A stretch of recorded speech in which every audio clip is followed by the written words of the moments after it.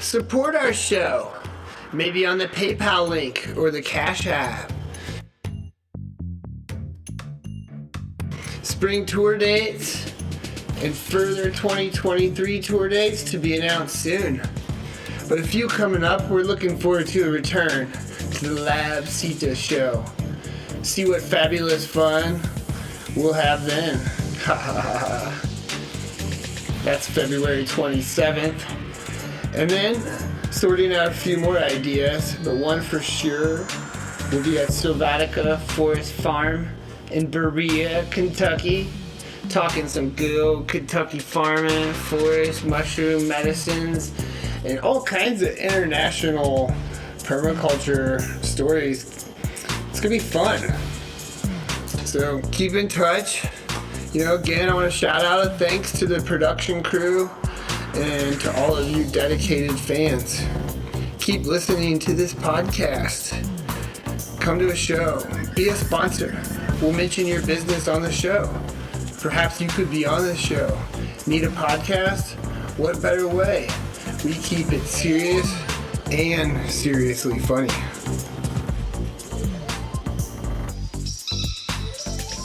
We're about to churn the butter, spill the beans, turn out the clutter, crunch some greens, share our stories of place and people, find the feels of the joy of the forest primeval. Welcome to the show, February 11th, 2023.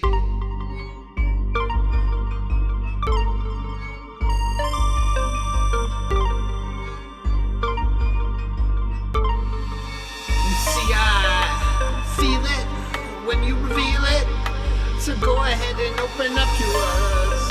It's a solid place, like a good family. Next thing you know, until you watch your rib, swing them hips, feeling that you know we come and take a hit. On the vine, I take my time. I'm feeling fine, you know I'm loving all the vibes. I feel this way, it goes this way. We all moving like the quantum microwaves. Take that bed, I take the check. Next thing you know, then tell your exes stay. Get your 2 minutes, it's your turn now. What you got to say? Took a lot of work to come up this way. It's no simple book, or even a second look. To build this pot thing in which we cast 2 years of craft. And a mind that's not stuck in some kind of mine shaft.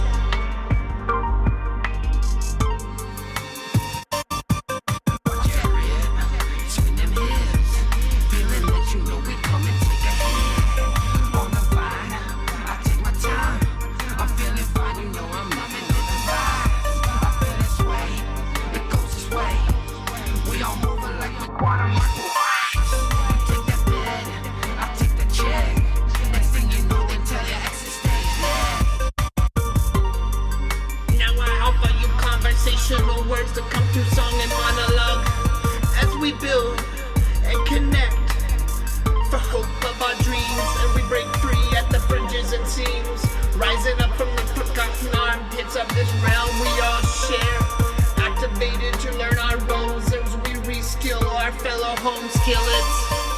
Watch your rib, swing them hips, feeling that you know we come and take a hit. On the vine, I take my time. I'm feeling fine, you know I'm loving all the vibes. I feel this way, it goes this way. We all moving like the quantum microwaves. Take that bed, I take the check. Next thing you know, then tell your exes stay dead. Watch your rib, swing them hips, feeling that you know we come and take a hit. On the vine, I take my time. I'm feeling fine, you know I'm loving all the vibes. I feel this way, it goes this way. We all moving like we quantum microwaves. You take that bed, I take the check. Next thing you know, then tell your exes stage left.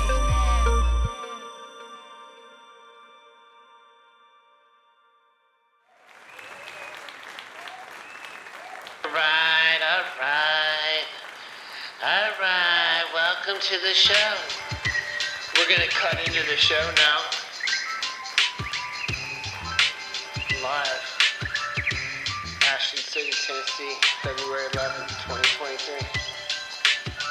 hope y'all been enjoying the day so far. It was an amazing plant walk, and the food was fantastic. Hey, can we get one more round of applause for all the food? Hey, where we at? That's what's up. Well, this is a Wake the Farm Up extravaganza, and now in the house, on the ground, underneath the table, coming out like a magic bean, is your man, Farmer Andy.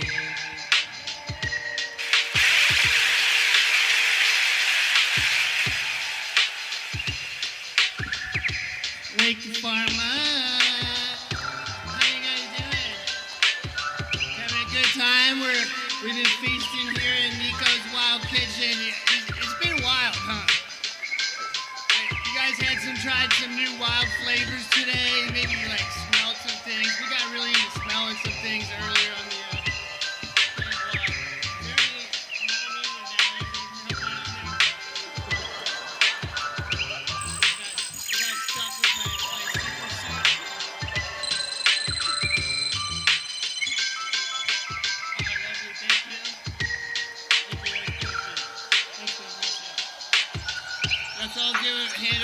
for Marissa, not just for pulling off my thing there, but she's done a lot to help make things happen together here today, so appreciate you. I'm going to shout out a few things here. At the beginning of the show, the Wake Farm Up show, a lot of people contribute to helping make this thing happen. Two of my main dudes back here, we've got Branson Major 1. Give it up. Make sure the sound comes through for all you audio listeners. So audio listeners, clap at home or your car where you're jogging or wherever you listen to a little white stick in your ear or something like that. Step in 101 over here. Let's give it up for him. Sound Necromancer. We'll be moving along here the music with other musicians as they come in and out of the show. Every one of these shows is going to be a unique experience, why it's definitely important to record it, and this is our first time doing a Wake the Farm Up live show here in Tennessee, so you guys could be here to participate in this. This is so fun, so you guys like those beans chili up here earlier? We had some, I know we got to get excited about some of the fresh cinnamon leaves in it that came from my greenhouse solarium at home. And cinnamon's a really amazing plant. It's really good for your digestion. It can help ease digestion, help process sugars. That's why it's often mixed with sugars a lot, because it helps your body process it. So, you might be able to eat a whole cinnamon roll, but if that cinnamon wood isn't in there, you might feel more like you just ate a donut. See how there's a little slightly different feel there, right? So it's doing something. It's also a blood cleaner too. You can see more of that on my TikTok show. It's actually a TikTok show where I'm talking about ticks and how they carry bloodborne diseases. And there's certain herbs out there that help clean your blood, like cinnamon leaves. We all got a little cleaner blood right now just from having some chili, having a good time together. It's just like stacking functions. We're doing so many things at the same time. It feels good, right? So we got some amazing guests on the show here tonight. We got some amazing Tennessee people bringing out some awesome earth energy, and that's what we like to encourage here. We like being a vessel of encouragement and support. So we love hearing from you guys. You can reach out to us. There's all kinds of ways, different ways to contact us and follow us or whatever. Check it out there in the internet world. We'll let you sort that out. Right now, we're giving you guys a real experience here. Unique, fun.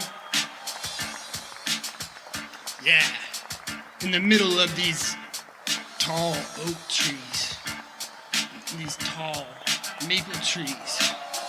They're feeling the season change. We're feeling the season change. They start flowing their sap. Things start moving around. Buds are starting to swell up. You guys catch any of those sassafras saplings out there? The little buds swelling up on them. Oh. Yeah, you can eat them. We like to eat things. Definitely a lot of foragers here in this community of people. There's a lot of amazing people that know a lot of different things about plants, coming at it from so many different angles and perspectives. Appreciate you all for being here. So let's give a hand of applause out for you guys right now. Let's give it to them, boy. can't, like so many people that drove from Tennessee's like one of these like flat states, like, Michigan people, they do the thing where they show you on their hand where they live. Like Tennessee, like people just like hold their arm out and they're like, yeah, I came from over here by the elbow, like right in that crevice there. It's beautiful. I'm like, oh, tell me more about it. Tennessee. I like Tennessee. It's a little bit warmer for me. Talking about our Michigan friends up there, giving a high five. They often talk to me and I feel how warm it feels like. So like being here with you guys, I feel like a Michigander or something. Like it's so much, little bit warmer here. We got daffodils blooming out there. Who like those daffodils out there? Do you guys like that, seeing those blooming? Yeah. Of course, like don't have to feel bad about it. Like I often hear this kind of thing, places, people be like, oh, what are they doing blooming now? It's not the right time. Well, yeah, then go back to your question. What are they doing blooming right now if it's not their right time? They want to bloom, so they're blooming. Everything's just right for them to bloom. It might be different than last year. It might be different than the year before, but they're still happily blooming. Yeah, maybe Jack Frost comes along, though. It's like, that's why you shouldn't have bloomed yet. That's why you should have stayed down there in the bulbs. But they don't care. They're going to bloom again sometime in the future. They're a bulb. They'll stay old, rooted underneath the ground there. Some bulbs, they might not even send up anything in the aerial parts for a year or two, and then they'll come back up and again, they'll just be chilling out under there. There's like American ginseng will do that too. There'll be a big old root underneath there, and it'll just take a year off. It's just going to take a break. It's not even grow that year. You might go look at it and be like, why isn't it there anymore? No, I must have had a poacher come and take my plant. Why would they do that? That's so rude. But then you go back out there next year and like, there it is. There's my big 4-pronger. It's like growing out here in the forest. You guys know about American ginseng. It's a beautiful plant. Being an audio experience is cool. I don't have to like really show anybody what it looks like, so we can talk about it a little bit more than we would in a video. If we were doing it in a video, then we might be like creating potential poachers. I feel like I'm in a room full of potential planters, so we're like moving out of this realm. We got this HomeStead prepper thing where we're prepping for a HomeStead. We're producing producers, and yeah, we like to consume. We love Nico's Wild Kitchen. We're all consuming together. But looking around the room and knowing a few short conversations, a lot of people here that are producing things too. And that's important. That's a big step out of a consumer culture, is being a producing culture, making something. Yeah. Welcoming us to the OhmStead here. I want to call up our first guest, so let's give a big round of applause for Will Halsey.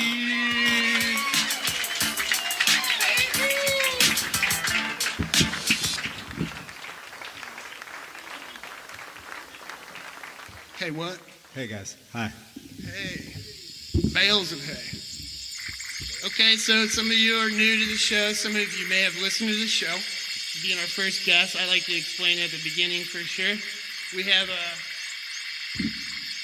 calibrated sundial here, which I'm going to put on the hardwood floor right in front of me here, so we'll all be able to see it. It's calibrated to 2 minutes. Our guests get 2 minutes with undivided attention, uninterrupted. But after 2 minutes, we can interrupt them. We can say fun stuff. But like the big idea is to get us to say wake the farm up in some new fun way, all right? You ready? Are you ready? You should put 2 minutes on how long I explain that. All right, like this is such an adaptive show. Like we flow like water. It's all unscripted. We move around, make sure everybody's comfortable. Sometimes we even have a really nice seat and we give it up so that the show can run properly. And your 2 minutes have begun. Share without heart desireth.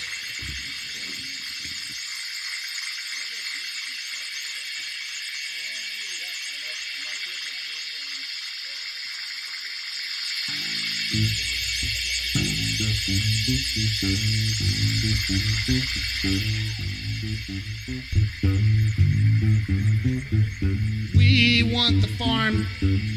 Gotta have the farm. We want the farm.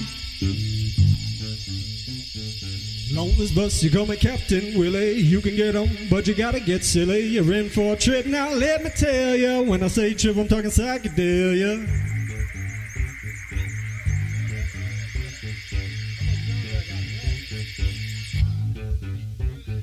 Yes, I know this is nothing new, but I'm tapping in perpetual groove. If you're new to the jam, well, here's a taste. As for all of my friends, you're looking great.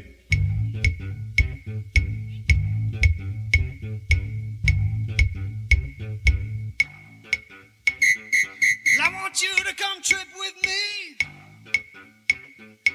Already tripping with it, can't you see? That's the answer to that one. But I don't know how much time I got left, but I go by many names, mostly Will, Captain Willie in certain circles. I've been from coast to coast, spreading love and funky vibes wherever I can, and more recently it's been homesteading and learning everything that has to do with that, which is a lot. I know a little bit about a lot of things, and that's all I got. But I'm growing every day, and I got a lot of good friends, so I also got that. And yeah, life is good.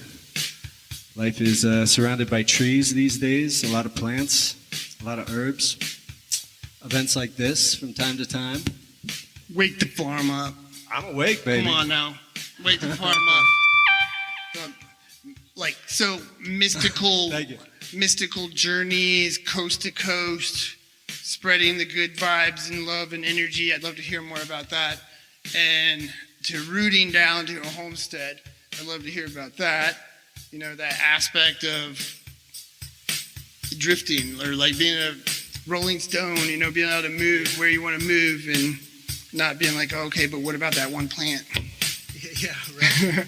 Well, as a young lad, I was very focused and driven to do the music thing, and I was willing to suffer any sacrifices that went along with that. And yeah, so I was kind of the booking agent in the band and kind of the go-getter who was just pushing us on the road to go as far as we can to, you know, find whatever adventures we could up and down the West Coast and eventually east of the Mississippi and beyond. And This is all with one band? this is all with one band that performed when I So was you're in traveling college. with a whole group that you're getting to experience life with daily in different places. Yep. That's fun. And vans and school buses and things like that. And Okay.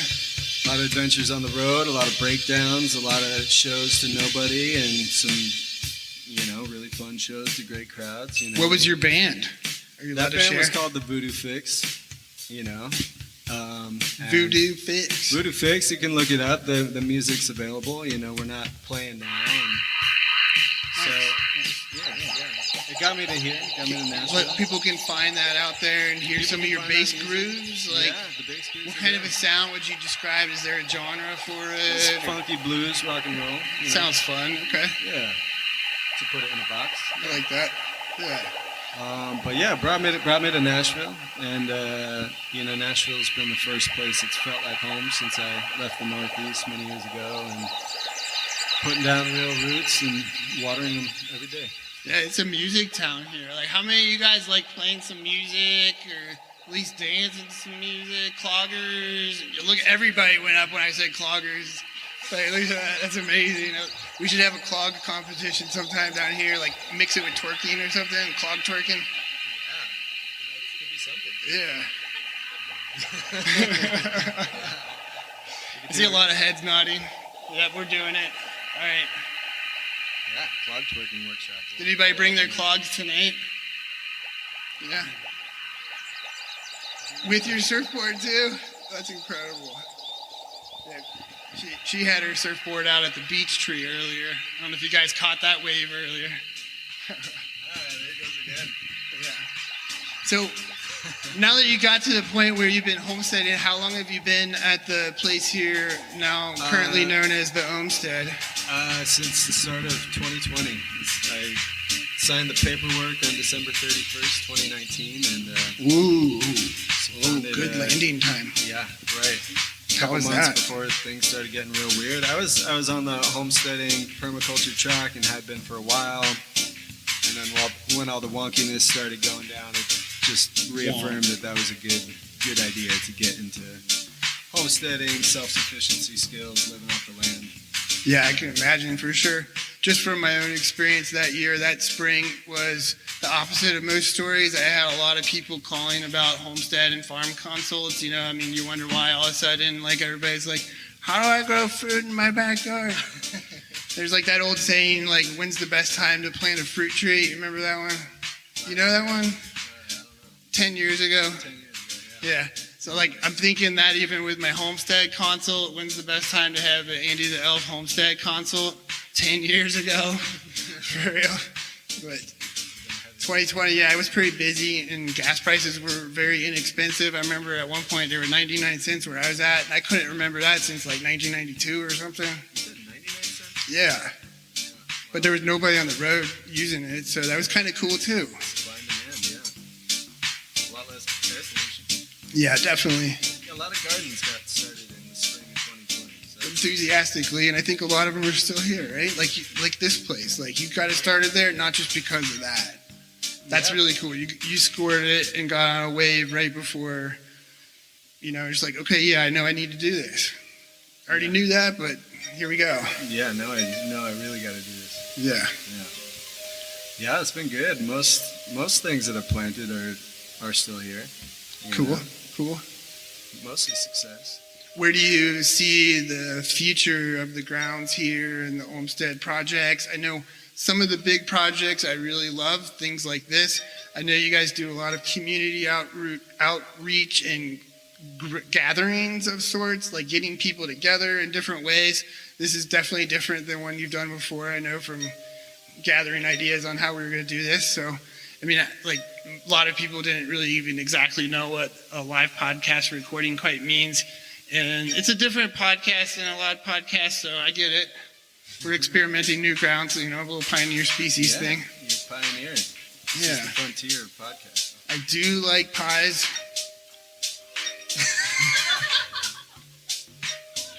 It made sense.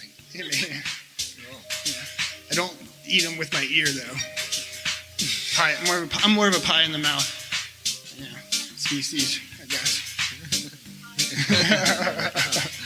Cool, yeah, I love pie. One thing I know that I got to experience on the ground here that was fascinatingly fun was the chestnut trees you guys have here. Yeah.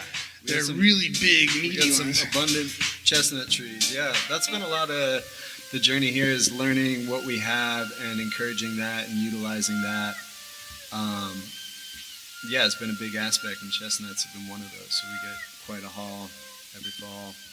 Nice, yeah. You know the little area. I see you're barefoot right now, but you know those areas where you just might not want to go barefoot, huh?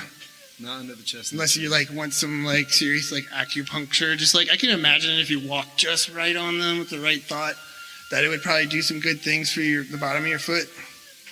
I mean, don't try it and then like call up Wake the Farm like, what, man, I tried that and now I have these like splinters that I've been pulling out of my feet for like 3 weeks. Is that what you did, Stefan? No, I was actually getting concerned that you were putting the guitar away. I didn't know if we were doing any other song routines. It's just hanging. The bass is All right, I'm gonna be dropping something with any melodies, so just be prepared. Side note.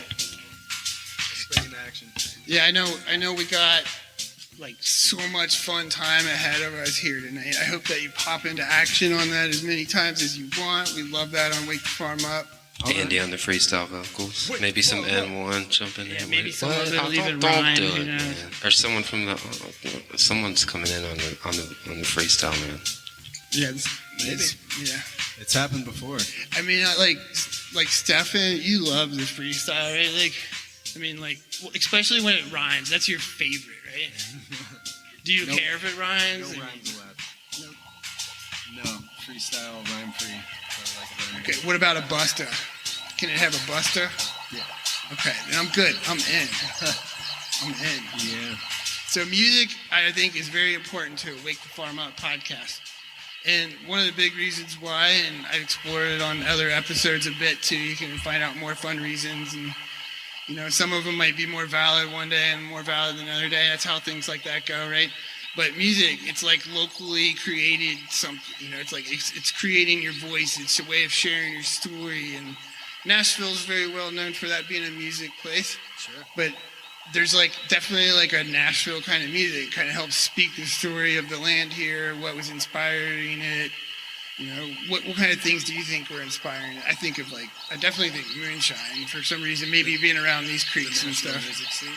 Yeah, it's become such a it city and so popular that, you know, the pop country's kind of gotten overrun where, you know, every other song's about cold beer and a pickup truck, but that's become a little overdone, but yeah. I mean, those are pretty popular at like sports events and stuff, race car rallies or whatever, and those kind of songs, I guess. Sure, yeah. Yeah, I mean, you know, there's a country scene here, but it's not limited to that. There's all kinds of music in Nashville. And good, yeah. Yeah, it's a very encouraging city for up-and-coming musicians. So we got a lot of love coming to Nashville from LA. We really felt supported, and the work we put in was coming back to us. So. Do you, now that you've spent more time homesteading, do you sometimes find missing being on the music adventure that you had been, but you're still finding ways to incorporate that, and what are those? I do still find ways to incorporate it. There's moments of, you know, missing aspects of it, but overall, the touring lifestyle, I'm really grateful I got to do it, but I'm really grateful to not be, you know, living out of a van with a bunch of dudes and cheap hotels and people's floors and long nights loading out. You know, there's the show, which is always amazing and energetic and high energy. And then the show's over, and you got to go back to Motel 6. Do you feel like with a band too, like were you playing like a similar show at each event? Did it ever feel repetitive playing the same songs? Like, how did you work with that creative feeling? I know for me, I would get restless and want to switch. Yeah, things you know, up. it's interesting. When we started as a band, we were much more like jammy in the tradition of like Jimmy Buffett. No, more like Grateful Dead. Jammy, like jammy. Yeah. We're more jammy, and it was like a different set every show. You know, no two shows were the same. Sometimes blackberry jam, sometimes raspberry. Yeah, like that kind of thing. Yeah, not the same kind of jam every night. And it was like I'd write a different set list. I'd vibe out the crowd and be like, "Oh, we should open with this," and like we'll do this jam. on the. Yeah, and it was figuring it out. And it was cool. You know. I find with aspects like that, with like a jam band, you'll have these aspects of these really high highs where the music clicks and everything's like synced up and it's like euphoric and awesome. But maybe it took like 20 minutes of this not so enjoyable jam to get there. Sometimes with that kind of music, it's like, oh, that was kind of. But hey, we're here. It's like I feel good. like I just jumped off a subway that was going off the track or some kind of feeling. Yeah, and then all of a sudden you have a euphoric feeling of skipping through tulips and stuff. Yeah, and then you get in the groove, and then all is right with the world. And that's kind of the thing, like high highs and low lows. But we found when we got to Nashville and started thinking more about production and really like catering a set and kind of picking the moments that were like, these are the moments where we want people to feel this emotion, so we're gonna like cater the show to like creating climactic to this, creating that moment. Yeah, getting more dramatic with it, and that's when we started doing that. Then we noticed that we could really kind of keep people in the palm of our hands, where you want people to be as an entertainer. You really want to like deliver those moments, and so by having it kind of dialed, it'll feel more natural and it'll flow. But it's like you know what you're going for when you're hitting this song or where you're dropping. Get my Voodoo Fix. yeah, you got to give the people what they want. Yeah. But yeah, so that's a balance. You want it to be flowing and you want it to be authentic, but also like the best performers in the world, they know exactly what they're doing. They don't get up there and like figure it out on stage. Like, yeah, I might. I don't know what the name of this note is, but I might play it. I might be wrong note to play, but that's what I play because I'm jamming. Yeah, and that works for some people. You know, if that's what you want, and I'm not knocking it. Yeah, those bands I mentioned are great and do amazing things. And how well do you think the audiences, did they enjoy it? Did you have like people like go on tour? I know a lot of jam bands have people go on tour with them, right? I like that. I did that. Yeah, we never did like like supported a bigger band on tour. We've done like one-off shows playing for some big names, and that's always exciting. I could have gone back in time. I could have solved a lot of problems. So you got a bus with a band with a couple of school buses and like some vans and stuff. It's a bunch of dudes. you just need another van or another bus, and then like a dance troupe. You know, maybe they're fire dancers. They're really fun to travel around with. You guys like fire dancers? Yeah, who's that? Fire dancers. Like, Hey, I would spit fire on some occasions, but I always like knew when in the show it was going to happen. It wasn't like, well, this feels like a good time to spit fire. No, you like, Yeah, spit you know when you're going to do it, and you want spit fire. maximum impact. And Maybe like they come out dancing with like phosphorescent like mushrooms sprayed all over them so they glow in the dark or something, or like there's special lights that make them reflect a certain way, but it's all just like natural earthy stuff. that'd be cool. Yeah. It would be cool. That would be awesome. But anyway, moving along with the show, I definitely want to see if you would like to introduce our next guest, and maybe like you guys could be up here together for a little bit. Sure. You I like would that love idea? to. He likes yeah, that idea. she's I like she's that. my Keep going. favorite person in the whole wide world, so I would happily Okay. introduce her. Well, really quick, let's all give it up for Will Halsey here. Thank you for hosting us here at the OhmStead. Appreciate you. You're welcome. It's my distinct honor and pleasure to introduce my girlfriend and my partner, Miss Nicolette Maio. Girlfriend and partner, Nicolette Maio. We're making tea. Is it tea or is it tisane? Tea. Like from the actual like camellia? Like the actual camellia species? Sorry, we have this thing on the Wake the Farm Up show that we're really trying to train ourselves to call like herbal infusions tisanes, and tea is just the plant tea, the camellia species. Okay, so just so you know, catching up. So is it tisane? It's to say. Ah, God. I don't know. I don't know how to work that thing. Yeah, don't worry about it right now. We're good without tea. We'd rather have her up here just relax for a minute. Right? It's not gonna burn. Just unplug it or something. It'll be chill. It's fine. Like, It might make burn. sure. Yeah, we got good hands. Thank you, everybody. Thanks, Jasmine. Hello. All right. Let's so before we pop it over to the 2 minutes for Nicolette, I'd love to just talk with both you guys for a second here. So like, you know, you can take turns, just kind of like bob your heads back with the one mic here. It'll be nice. There's music that'll help out with your rhythm with that if you want. So it can just flow around. Sounds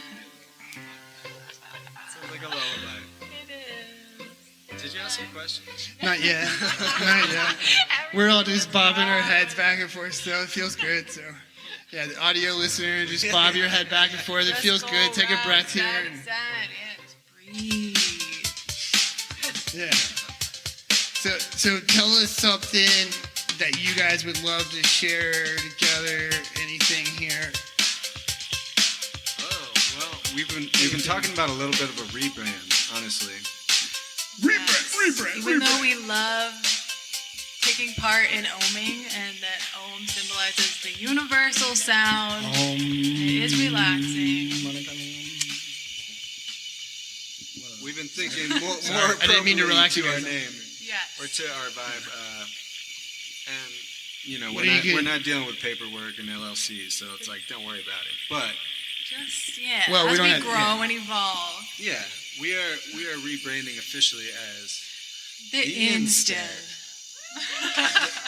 INNstead. Double N. Double N Yeah. with a smile face, like when you read it. Okay. Yeah. I mean, come on. And it's like, why join the rat race when you can do this instead? Instead.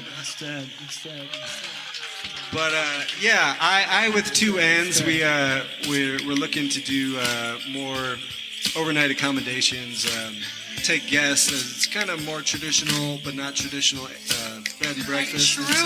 Bed and breakfast. Yeah. But Airbnb doesn't really do that part. It's a lie. But So it's like a Well, permaculture bed and breakfast. yeah, you can say stuff like Two that. I might N's edit and it just in instead. case I need to, but I don't know. Like, I like keeping all the truth out there, but we start like dropping names on different things and stuff like Airbnb. Yeah, I mean, every one of them I've ever been to is totally different, right? Yeah. I did go to one that was a true bed and breakfast. True. So maybe where can they find Nico's review on B&B? Well, I I also used to tour with a band, but I was the one that booked the hotels and Airbnbs, so they could find my review from those days. Yeah, reviews are important for sure. So what makes it a true B&B? Like you don't have an Airbnb site? No, well, That's we don't know if we're gonna do that, but we're just saying that like How do they find it's you? an InnStead. It's the inn.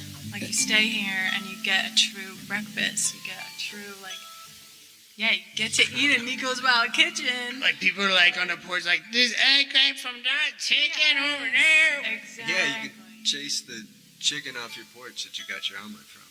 Nice. No, real no rustic. chasing. It'd be nice. Just like nicely You shoot gave them off like the porch. like playful, like consensual chasing. Is that what you mean? Like, hey chicken, can I chase you for a little bit? And it'll look at you and be like, okay. Yeah, it's always It's like consensual. chase. And it kind of giggles as you're giggling and chasing it. Yeah, they love it. They love that. And then they make happier eggs. Yeah, it keeps them healthy Yeah. and spry. Give them yoga classes in the morning. Like even better eggs. And like that's some true B&B. Bagged and burlapped. So yeah, Tree we're excited about roots. that for sure. Yeah. Awesome. Yeah. Thanks. And the developing food forest that is a collaboration of Andy, John, Will, and whoever else has Stanley ideas. Krantz. Stanley Krantz. We love you. And like just the way you guys dance. We do I know like you can't, I mean, the way people dance definitely helps form the way their forest gardens grow. The way people dance definitely like, encourages things to do That's things good. different ways for sure. Like, yeah, you guys got to dance. We dance I in mean, the kitchen all the time. I love being a place where You can there's feel that. like in the morning I'm like hanging out and there's people scurrying around like raking leaves and like doing different things everywhere, and there's squirrels like hopping around collecting little nuts that are maybe sprouting or something under the leaves, and it's a very fascinating place. I love it here. I would like to talk about. I was the gonna say I maple love it syrup. here instead. Instead. Somebody's gonna be like, what, you don't like your own place anymore? Instead. I love it here instead. All right. Let's give a hand for both of them up here sharing a mic right now. She said she wanted to talk about talk about maple syrup. But I know, I just want to give you a hand. And then we're going to give a hand about maple syrup, too. Maple syrup's like its own private, like, vector here. Like, can you get that sap flowing a little bit on this, the maple sap us up? All right. Ask us questions about maple Wait, syrup. it all began on Monday.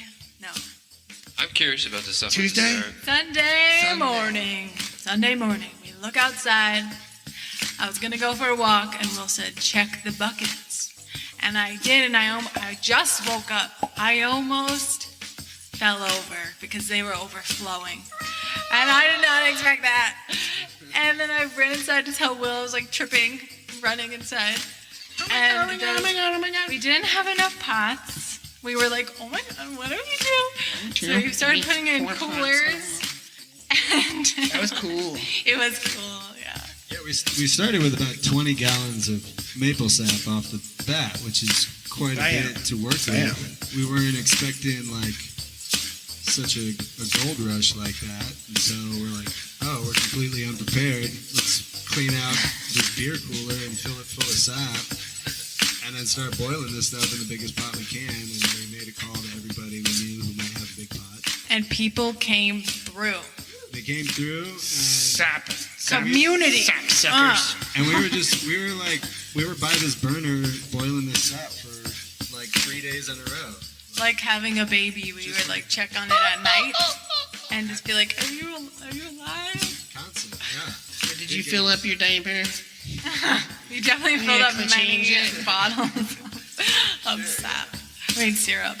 Yeah, syrup. But yeah, it was exciting. We got about 3 gallons, which was our goal for Of the sap. year. Of In like syrup. 4 days. Syrup, y'all. Syrup. That's about how much Seriously. we use in a year, which A may quart or a may month. not be a lot. I We know. use that instead of sugar. We make for most of granola with it. Half a cup every batch. it. Yeah, so we're very excited about our maple syrup endeavor. Yeah, I highly recommend it, but also we did 12 taps our first year. you really only need like probably 4. You know, like start But you smaller. will remember it though. We will remember. Why would you start smaller? What would you experience differently if you would have started smaller? Just to like understand how long it's going to take you with your setup, like for it to evaporate and for you to be able to handle the amount that you're getting and for you to just learn it. It's like learning any plant that you work with. Well, this is the magic cool thing. Thank you guys for sharing about that, because somebody can hear this, know a little bit more maybe, and then go ahead and start with 12 trees, but have a good idea that like they need to make sure they got enough pots. Yeah. And that they're big, and they got to plan Big on how old they're going to keep a fire underneath those pots. Yeah, we chose a lot of propane time. and we are going to change from that. Yeah, that It's stuff causes expensive. pain. It's pro at that. Yeah. Same. It's also- it made sense for this time through. We were really unprepared in multiple ways, Yeah. which is okay. You know, we hit the ground running. But yeah, if you're not, you know, it's a lot of time to be nursing a fire, feeding it firewood. Then you really need to sleep by it. Then you really need to sleep at it, and then you gotta have a whole lot of firewood stocked. And what we got is for the house. And I was like, Yeah, no, like, let's cut a quick cut and that, yeah. for maple syrup. Yeah, like that's sweet, but come on, Yeah. man, you gotta stay warm. Cold months. Yeah, it'd be kind of neat if there was a way to like have some kind of wood stove hookup that somehow evaporates out a window or something. Like, then you could cook it in the house and be all cozy, but it's It not like smells so steaming your good. house up and making it mildewy Butter. or something. We had our finishing pot on the stove, and we were just directing it out the window, and that was fine. With a fan. But like It's 80 very gallons helpful. of sap to boil down, that's going to cause some issues in your house without a lot of ventilation. Yeah, I bet. Yeah, people have gotten mold upstairs above where their kitchen pots were. Don't so. do that. Don't do Yeah, that. it's Be not the kind of careful. mold that we like talking about on this show. It's the kind that's not as like pleasant to breathe and doesn't match up well with like habitation of our animal creature. It's trying to be like, hey, it's not that habitable in here anymore. Time to move out Yeah. or fix that. Less habitable. We're staying here, so we're not going to do anything like that. That's what it's saying. Yeah. What else? Come on, guys. Love seeing you guys. It's so fun to do events with you guys. Yeah, it's always such a pleasure to do events. We met We at. met at an event y'all were doing. Wake the farm. That was sweet. Very sweet. Love at first sight. And then Waking the farm up for days here. and since then we've done a lot of events. We've had at least a handful of bands and several workshops over the last year with more in the works. So yeah, we definitely want to just continue to up our game on that and get regular teachers back. And it's been awesome to see so many familiar faces coming out as we do more of these events, and it's becoming, you know, more than just the workshops. It's, you know, we're trying to develop community networks and networks of trade and sharing, tool sharing, work trading, and that kind of thing. And yeah, just kind of bringing some of that back, some of those things that might be missing in a lot of mainstream societies, big cities. So it's a beautiful thing. Wake the farm up. Yeah. Wake. Wake the farm up. Wake Farm. Wake it up, buttercup. All the way. Put some butter on top of that biscuit. Come on. You know you like that. Yeah. Butter and biscuits are good. Come on. So who else we got? All right, now we got, like, I want to give Nicolette 2 minutes uninterrupted too. right. I want to make sure that goes up because, like, we're always switching any little formula. We haven't done the kind of thing where a guest that's going to come up after another one comes up and then they have like a swap over kind of thing. But we're all about these new things. And I like, you know, like taking any kind of like two things that can somehow like create some other third vector out of it. That's really cool. So we're into that thing. So I'm really stoked that we got to have you guys both up on the mic at the same time Thank you. instead of not. Thanks, Andy. Can I tip this thing over? Tip this thing for Nicolette here. You have the honor, brother. Thank you. Have the honor. Here it goes. All right, everybody. I would like to just invite us all to take 3 deep breaths together. And just close your eyes or just keep your gaze low and just tune in with your breath.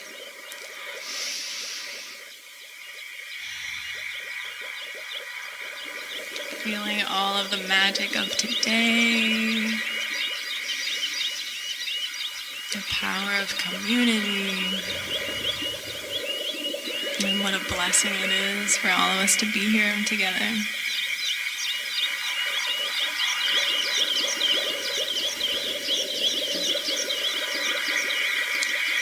And when you're ready to open your eyes, just slowly look around at all the beautiful faces around you. New faces, familiar faces. We're all building something special together. Whether it's your first time here or wherever you go and you have a good intention, you're building something beautiful. Doesn't have to be just planting a tree, but that's awesome too.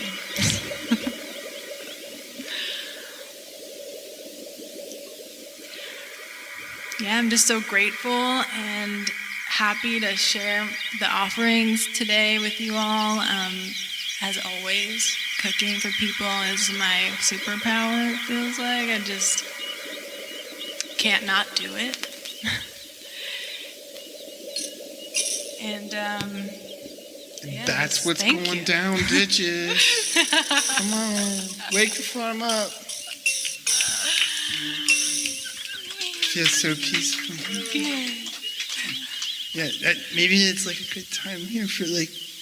There's a little thing called, like, I'm in a little soft sweet spot right now. Sorry.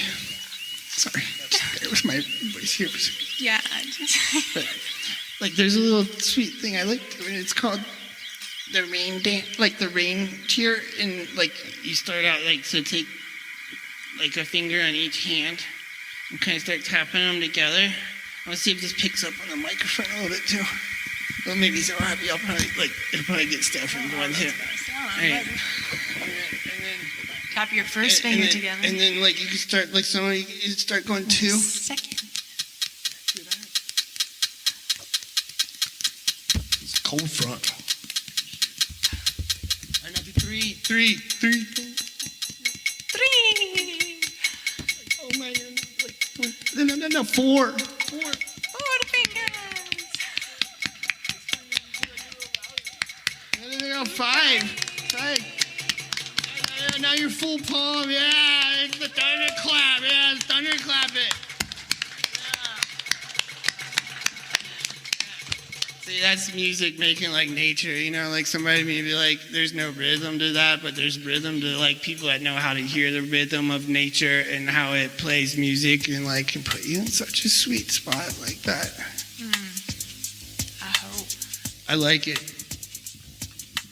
So I do want to ask you, because I love the little catchphrase, even like knowing for a long time you made Nico's Wild Kitchen. Yeah. And I know since the day I met you, you've been running wild kitchens. Like the first time I met Nicolette, she got thrown right into a 3-day permaculture class that I was teaching. Somebody was like, hey, can you make food? And she was like, yeah, okay.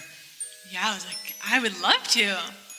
And then she was making stuff, all kinds of stuff we were pulling out of the woods. So much nettles. That is when I fell in love with nettles. And we like make some kind of like nettle burger kind of thing. Like it was like a patty or something. It was thick. We made had so everything much nettle.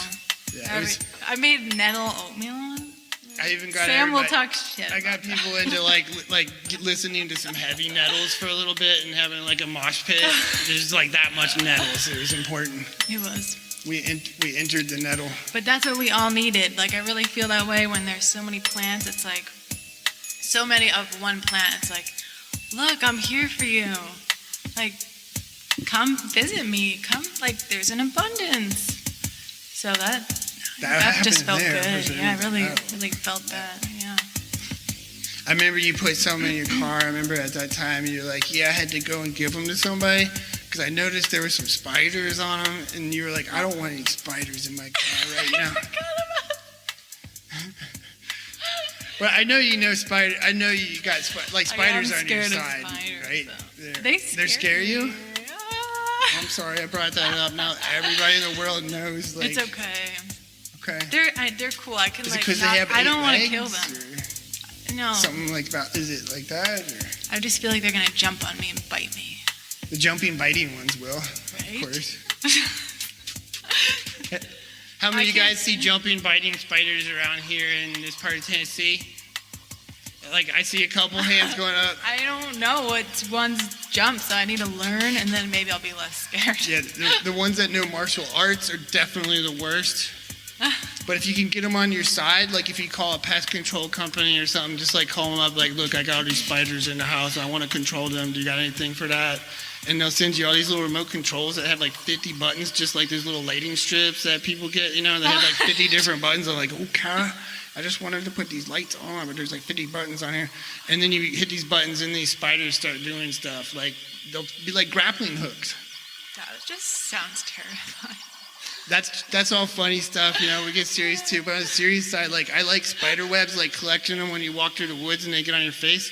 And if you collect enough of them, you can ball it up and then like melt it in with a salve. So like when you make a salve, you're like heating up beeswax and oils and mix some spider web in there and you Are you mix it under your serious skin. right now, or are you joking? I'm serious, I do that on a theory based of pure fun and joy that, you know, I've heard spider webs have like the consistency that's stronger than steel. So if I put that on my skin, then maybe I'll get less splinters. I mean, I get splinters all Does the it time. help, I'm gonna like, try with- anything. Do you think it helps repair your skin faster because it's a spider web? I imagine it's very high in a lot of nutrients. They put a lot of energy into like spitting that stuff out. So yeah, I imagine 100%. Yeah, they make good clothes. You would have to label it because I imagine it. I don't know. Are arachnid like off products of arachnids? Like I don't know. Like, can you even use that in like a commercial product? I mean, I know I use it at home. That's who I'm talking to, the homesteaders. I don't know if anybody's gonna go out and make a spider web salve business right now and like. You might have some FDA things that check it out. If you do, let me know. Please get in touch about that. I'd love to hear how that goes. Pretty epic name, yeah. Yeah. So, aside from like the wonderful food you made here tonight, what are some other cool creations that Nico's Wild Kitchen gets into? I make this amazing cheese She's that out on it. is fermented with sauerkraut. And it has evolved over the years to now where I actually feel like, oh my God, this is amazing. Like to taste something that doesn't have dairy in it or, you know, it's just seeds and sauerkraut. It's like Like what kind of seeds do you use? I Different use kinds? sunflower seeds only. Predominantly sunflower. I used to use hazelnuts, walnuts, sunflower seeds, which I might still do at some point, but I just like the fact that sunflower seeds they're a little bit more of low cost, but they're also like less of an allergen for people. And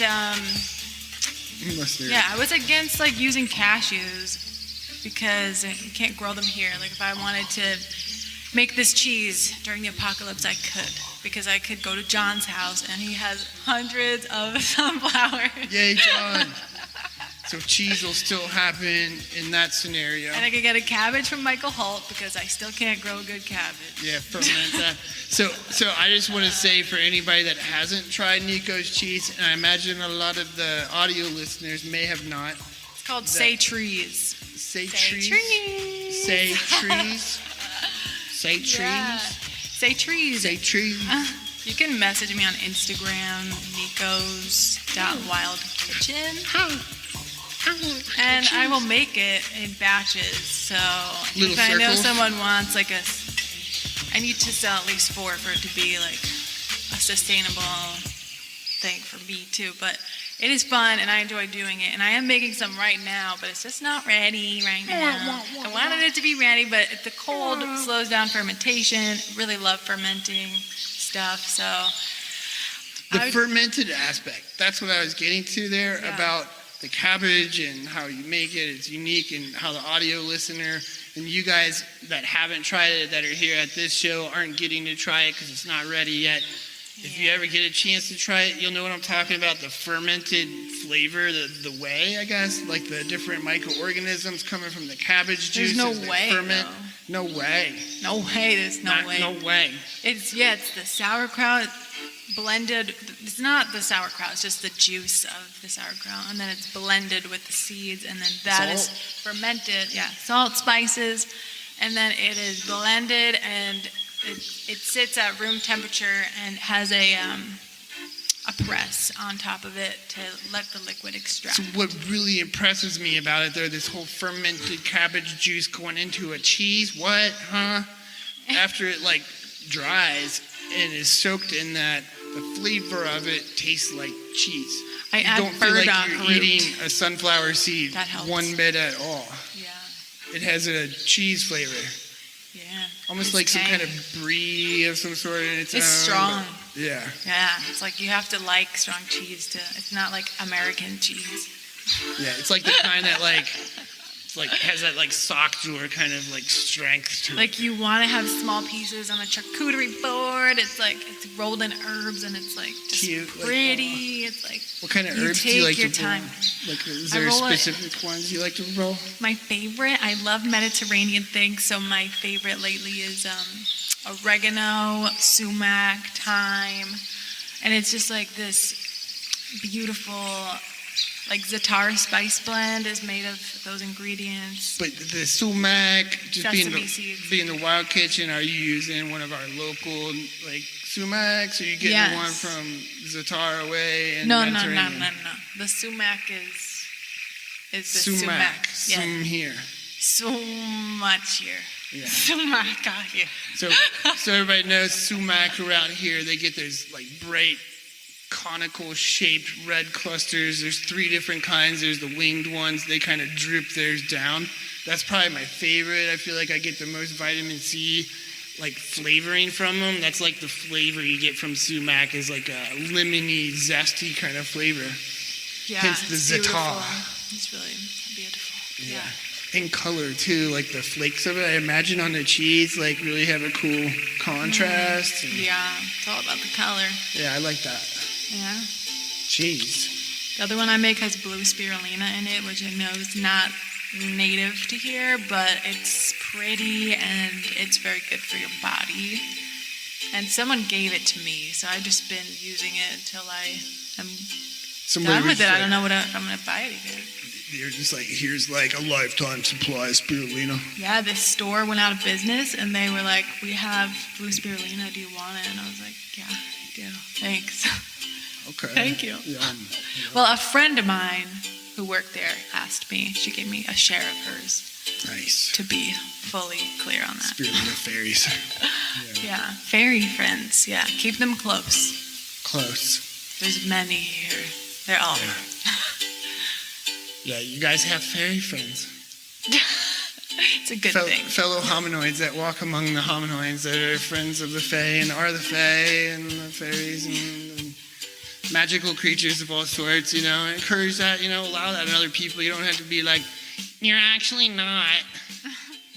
You're actually not that. Because this science book I read in 6th grade said, you're not that. And it's like, yeah, okay, for you, I guess I'm not, but it's like, I'm gonna keep that little magic pocket in there, right? You know? Mm-hmm. So what kind of magic pockets you got in store for yourself and like the Wild Kitchen and projects you're excited about coming up? Yeah, well, I am excited to be cooking more for friends, businesses, and endeavors. I am helping a friend at a retreat in May. I'm cooking for that. I'm excited. I want to do more of that. We're cooking for retreats. I'm going to be cooking for John's Permaculture Design course in July. And Andy will also be there. Yeah, yum. And yeah, so stuff like that. I'm really trying to bring more of that in and have more private chef clients. I love like the one-on-one creating for somebody what exactly they want, and that just feels like such a special offering to do with people. That's awesome. Yeah. Yeah. You always have so much passion about it and excitement about it. And Yeah, thank you. I think of Nico's Wild Kitchen. The sound effect for it is laughing. It gets wild, but it's fun. I remember we made spice bush cookies. I mean, what? Remember we made spice bush cookies at the permaculture immersion that we had here in September, and they turned out not like cookies, but more like cakey, and we just like rolled with it. You just gotta roll with it, and we made them into ice cream sandwiches. Like little muffin tops. It's like, yeah, because we did the recipe a little wrong, and that's fine. It's like you gotta just roll with it. You just gotta do whatever things will happen. it turns out to be. Yeah. Adaptable. And I just want to say thank you for all the ingredients that you always bring to my wild kitchen. Like every single time, my eyes like light up like a child on Christmas morning. I'm like, what is this cinnamon leaf? Are elves real? Oh my gosh! Yeah, it feels so magical. So thank you. This comes from the Elf's Twerk Shop.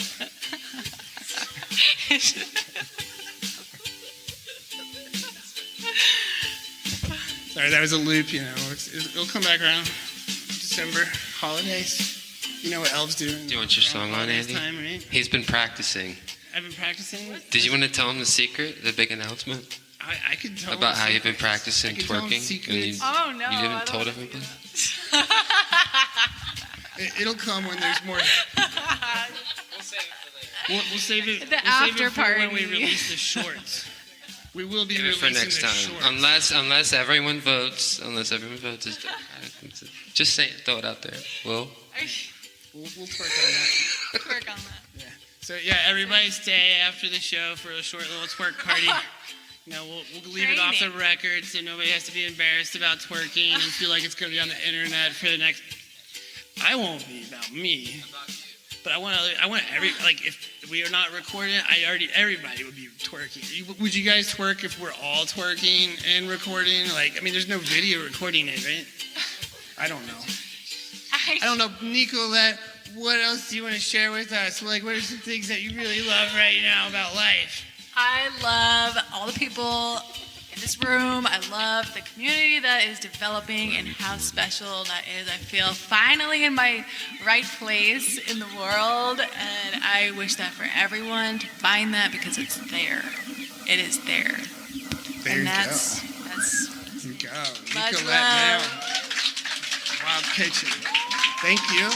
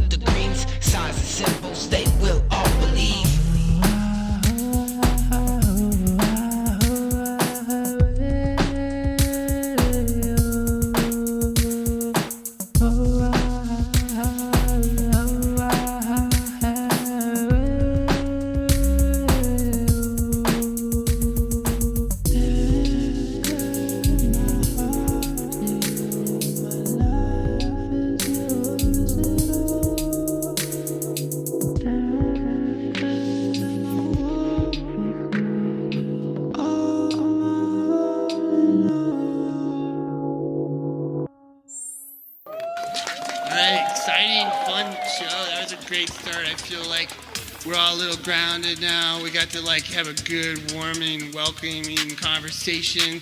If you didn't know the wonderful hosts, you got to feel a chance to like sit around here in this cozy place. The people up in the balconies are loving all the little fires. We got like fire pits outside. I think there's like people doing some crazy dances out there. They're feeling good. You guys feeling good, right?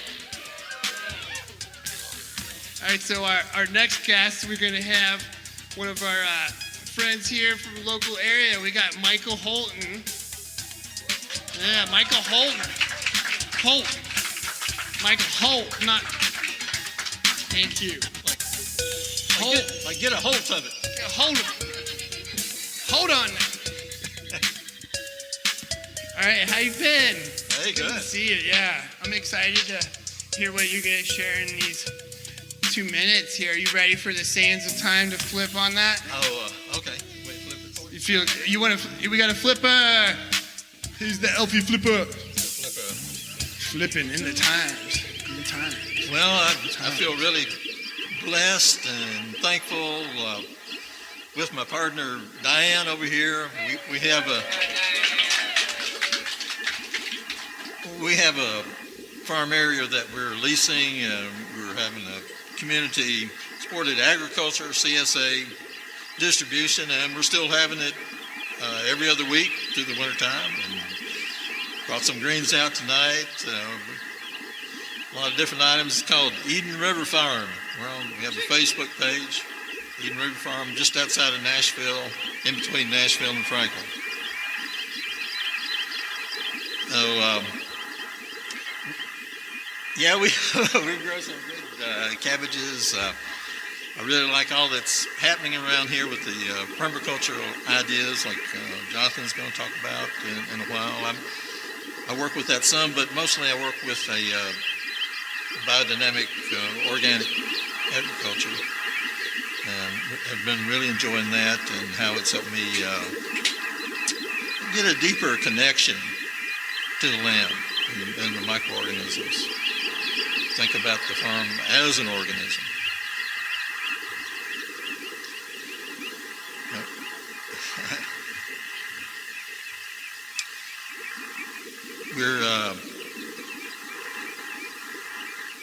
We're in our third year, and we're finding as we mainly adding more organic matter and the compost teas, making some good progress with the soil where the plants are in healthy condition. Even though we had below zero temperatures recently, we did take some protection measures with some row covers, but plants are doing good. Like what's happening with that, I'm real interested in exploring the potential of using mulches from our forest, leaf especially. I use wake the farm up. That was amazing. Keep going. Don't even stop. Keep going. Like the mulches from the forest. Tell me about how you like using those. Like, well, this is an idea I'm starting to explore. I've been a dirt mulch farmer for some years and had some success with that. What's a dirt mulch farmer for people who don't like if you said dirt mulch farmer? I have a cultivating tractor. And you hoe the dirt up over top of the weeds? Well, with the cultivating tractor, sure. And then you have a layer of loose soil, and that helps. But it actually breaks down a lot of the soil microorganisms, and it'd be better for them if we could have a deeper organic medium for them to live in. And it would be less work. Are you finding ways that you feel like that's showing you success and it's working? I'm just starting on that part of it this year. I've used straw for years, mulching different things like garlic, for instance, and other things from time to time, and it definitely helps. But I'm talking about setting up more of a semi-permanent beds with definite wheel tracks, and then you can focus on keeping your soil better and better. And if you need to till it, you can, but do it with more light means. Yeah. Build soil microorganisms. If you're into biodynamics, from what I understand, you love those microorganisms and exploring all their different things they do. But the thing I love about biodynamics is the idea of it came before a lot of our modern science and understanding of what a lot of these microbials are. and what they're doing. So there's a lot of things that are fascinating to read and things that have been written about biodynamic perspectives. I definitely encourage you to look and find out some kind of things like that to read and check out. There's things like with star patterns and moon patterns and different times in which you're seeding things, and there's different preps that you apply to the land at different times of the year. And like, how much of that do you feel like you've been getting into practice and utilize and watch change over time? Like, have you done different, like how many different kind of preps, and maybe tell us something about one of the preps? Probably the most well-known prep is what's called the horn manure, where cow manure is fresh cow manure in the fall is collected, hopefully from a biodynamic farm, and then it's put into cow horns and buried in a good garden soil for all winter. It's soaking up earth energies, not only the earth energies, but all the cosmic rays, everything coming from the other side of the universe coming right through us. Yeah.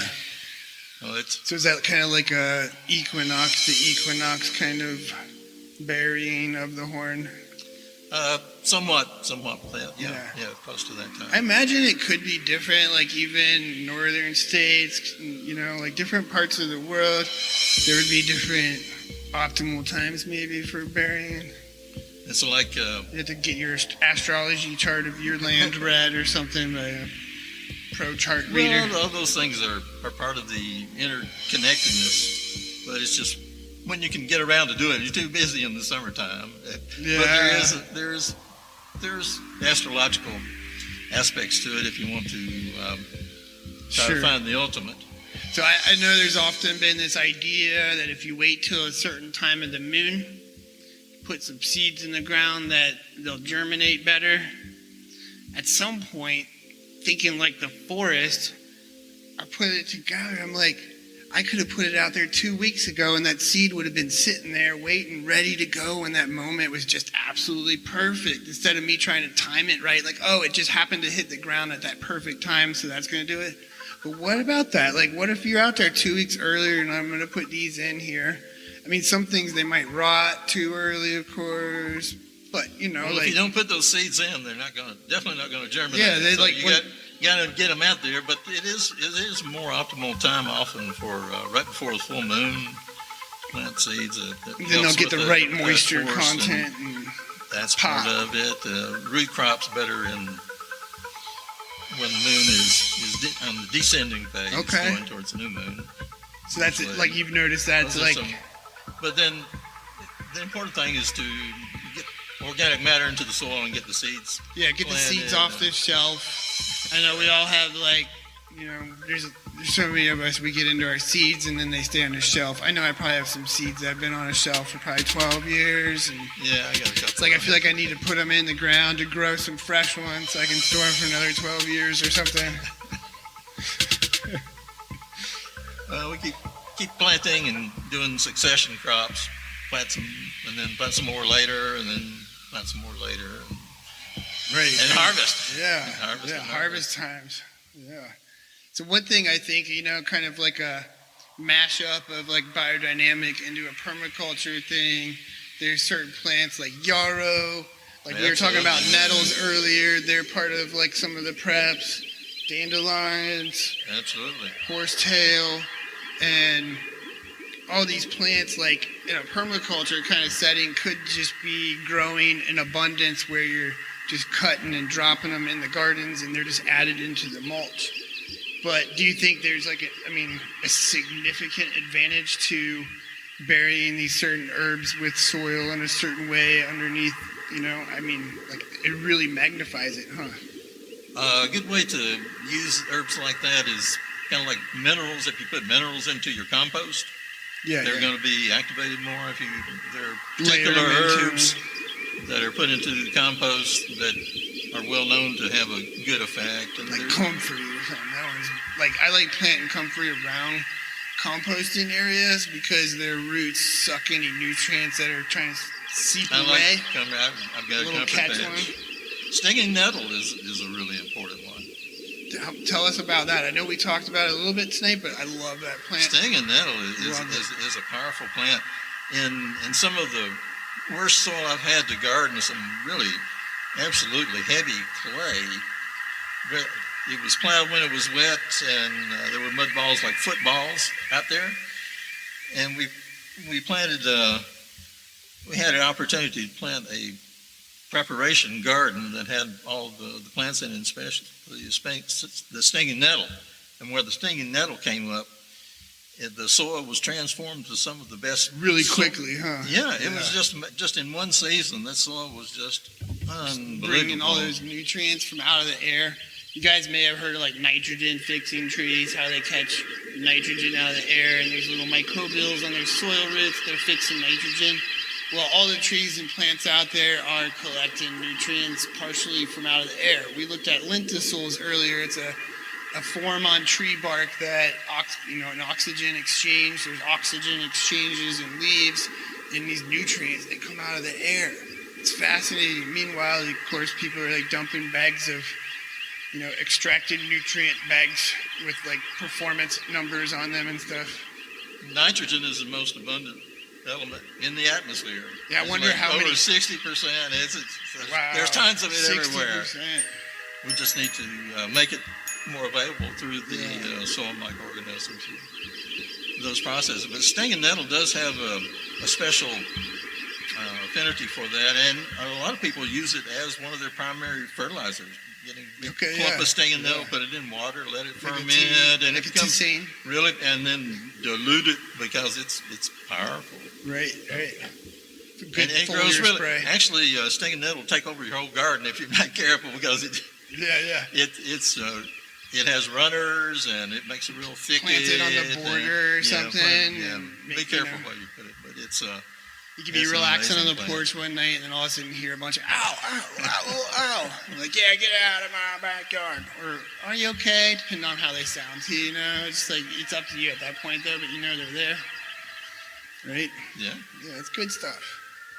So, one thing I love, the Wake the Farm Up show, we love music.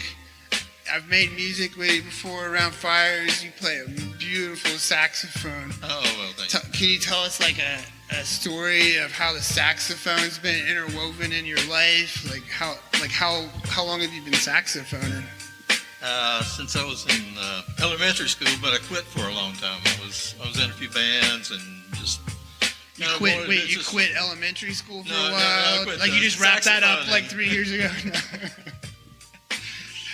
No, so yeah, but then you found the saxophone again. Yeah, refound it,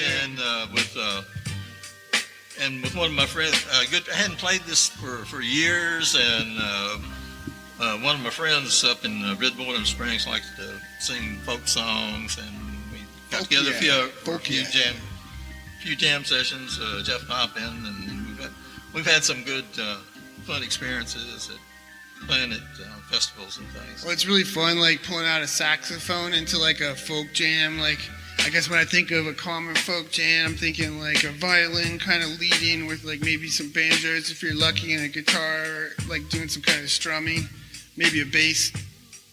That kind of a classic like folk setup for around here. Yeah. Maybe a bottle of moonshine somewhere in between. Well, Folks Out of Danny is a good one for that. What's that? Folks Out of Danny. Yeah. That's one of our favorite songs. Folks Out of Danny. Nice. So yeah, how many of you guys have heard him play a saxophone here? We got some fans and stuff. This is good. Would you love to share a little bit right now? Maybe we could even get like Stefan, you want to groove into that a little bit? Maybe, let's have maybe we could even some bass going in here a little bit for a moment or something. So, what do you call an onion that just can't hold itself and just like peas? A leek.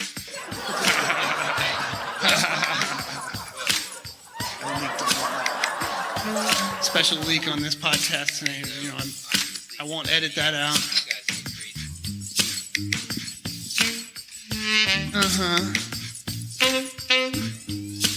Baby.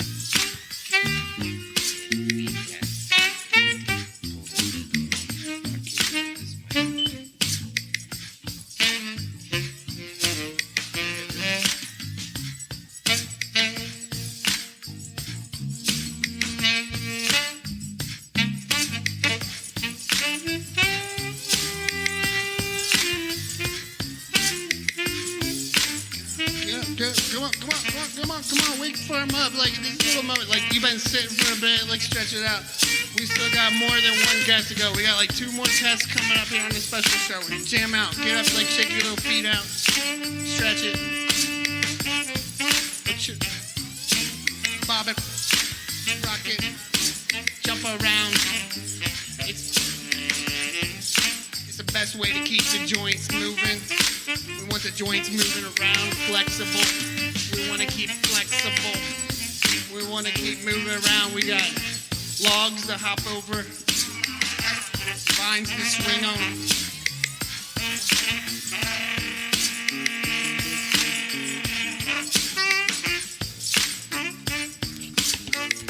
That's what podcasts do. That's what we do with podcasts.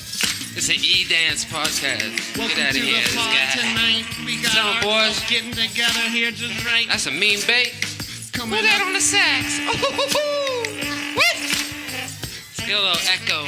Casting it. Echo. Hey. Slide.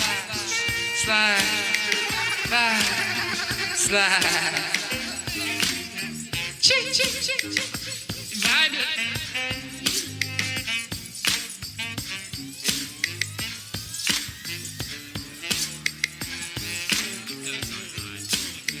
Yo, tree. Oh. Dancing so slowly that the people below you can't even see what you're doing. You're a tree. Standing rooted. Dancing funky like a tree does, man. When the edge of the forest moves, I just dip my tip to the bottom and move up with it as the trees get bigger. I need to go figure, move out to the grassland where it turns into another forest land with the different trees that move with me. Yeah, we be getting down funky. Cast our speed with a podcast sound, making it like. Dun, with the boom boom, bang with the boom boom, with the boom boom, sing it like the boom boom, with the boom boom, bang it like a boom. Here we go now, with the boom boom, sing it like the boom boom, let the boom boom, sing it like the boom, get the boom boom, sing it like the boom, get the boom, but I don't. What is going on? It's wild.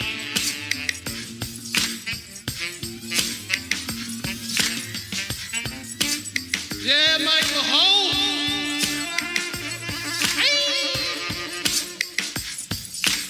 Love it. That is so saxophone. For real. Not phony about it. Yeah, like it's like the animal sounds, you know, like when they're playing their music out in the forest. It's like they're just like doing it with joy and pure passion and purpose and like function, like they're reaching out, connected, and like looping off each other. And I love how you guys do that with these beats, like rolling around. Like everybody, we were dancing and moving. You feel a little bit stretched out, like yeah. We're gonna have some fun here. Want to dance a little bit more? What do you guys say? Come on, yeah. This is our special, unique show. If we dance too long, we can always cut it and make it shorter later. It's fine. I like seeing your faces dancing. Look at these faces dance. Like this guy's, like his hand is steady, but you should see his body moving around while he's filming this thing.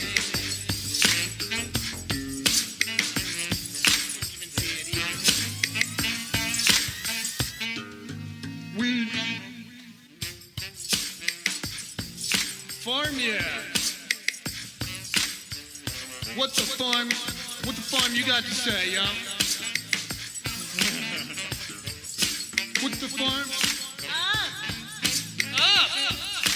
What's the farm up? Down.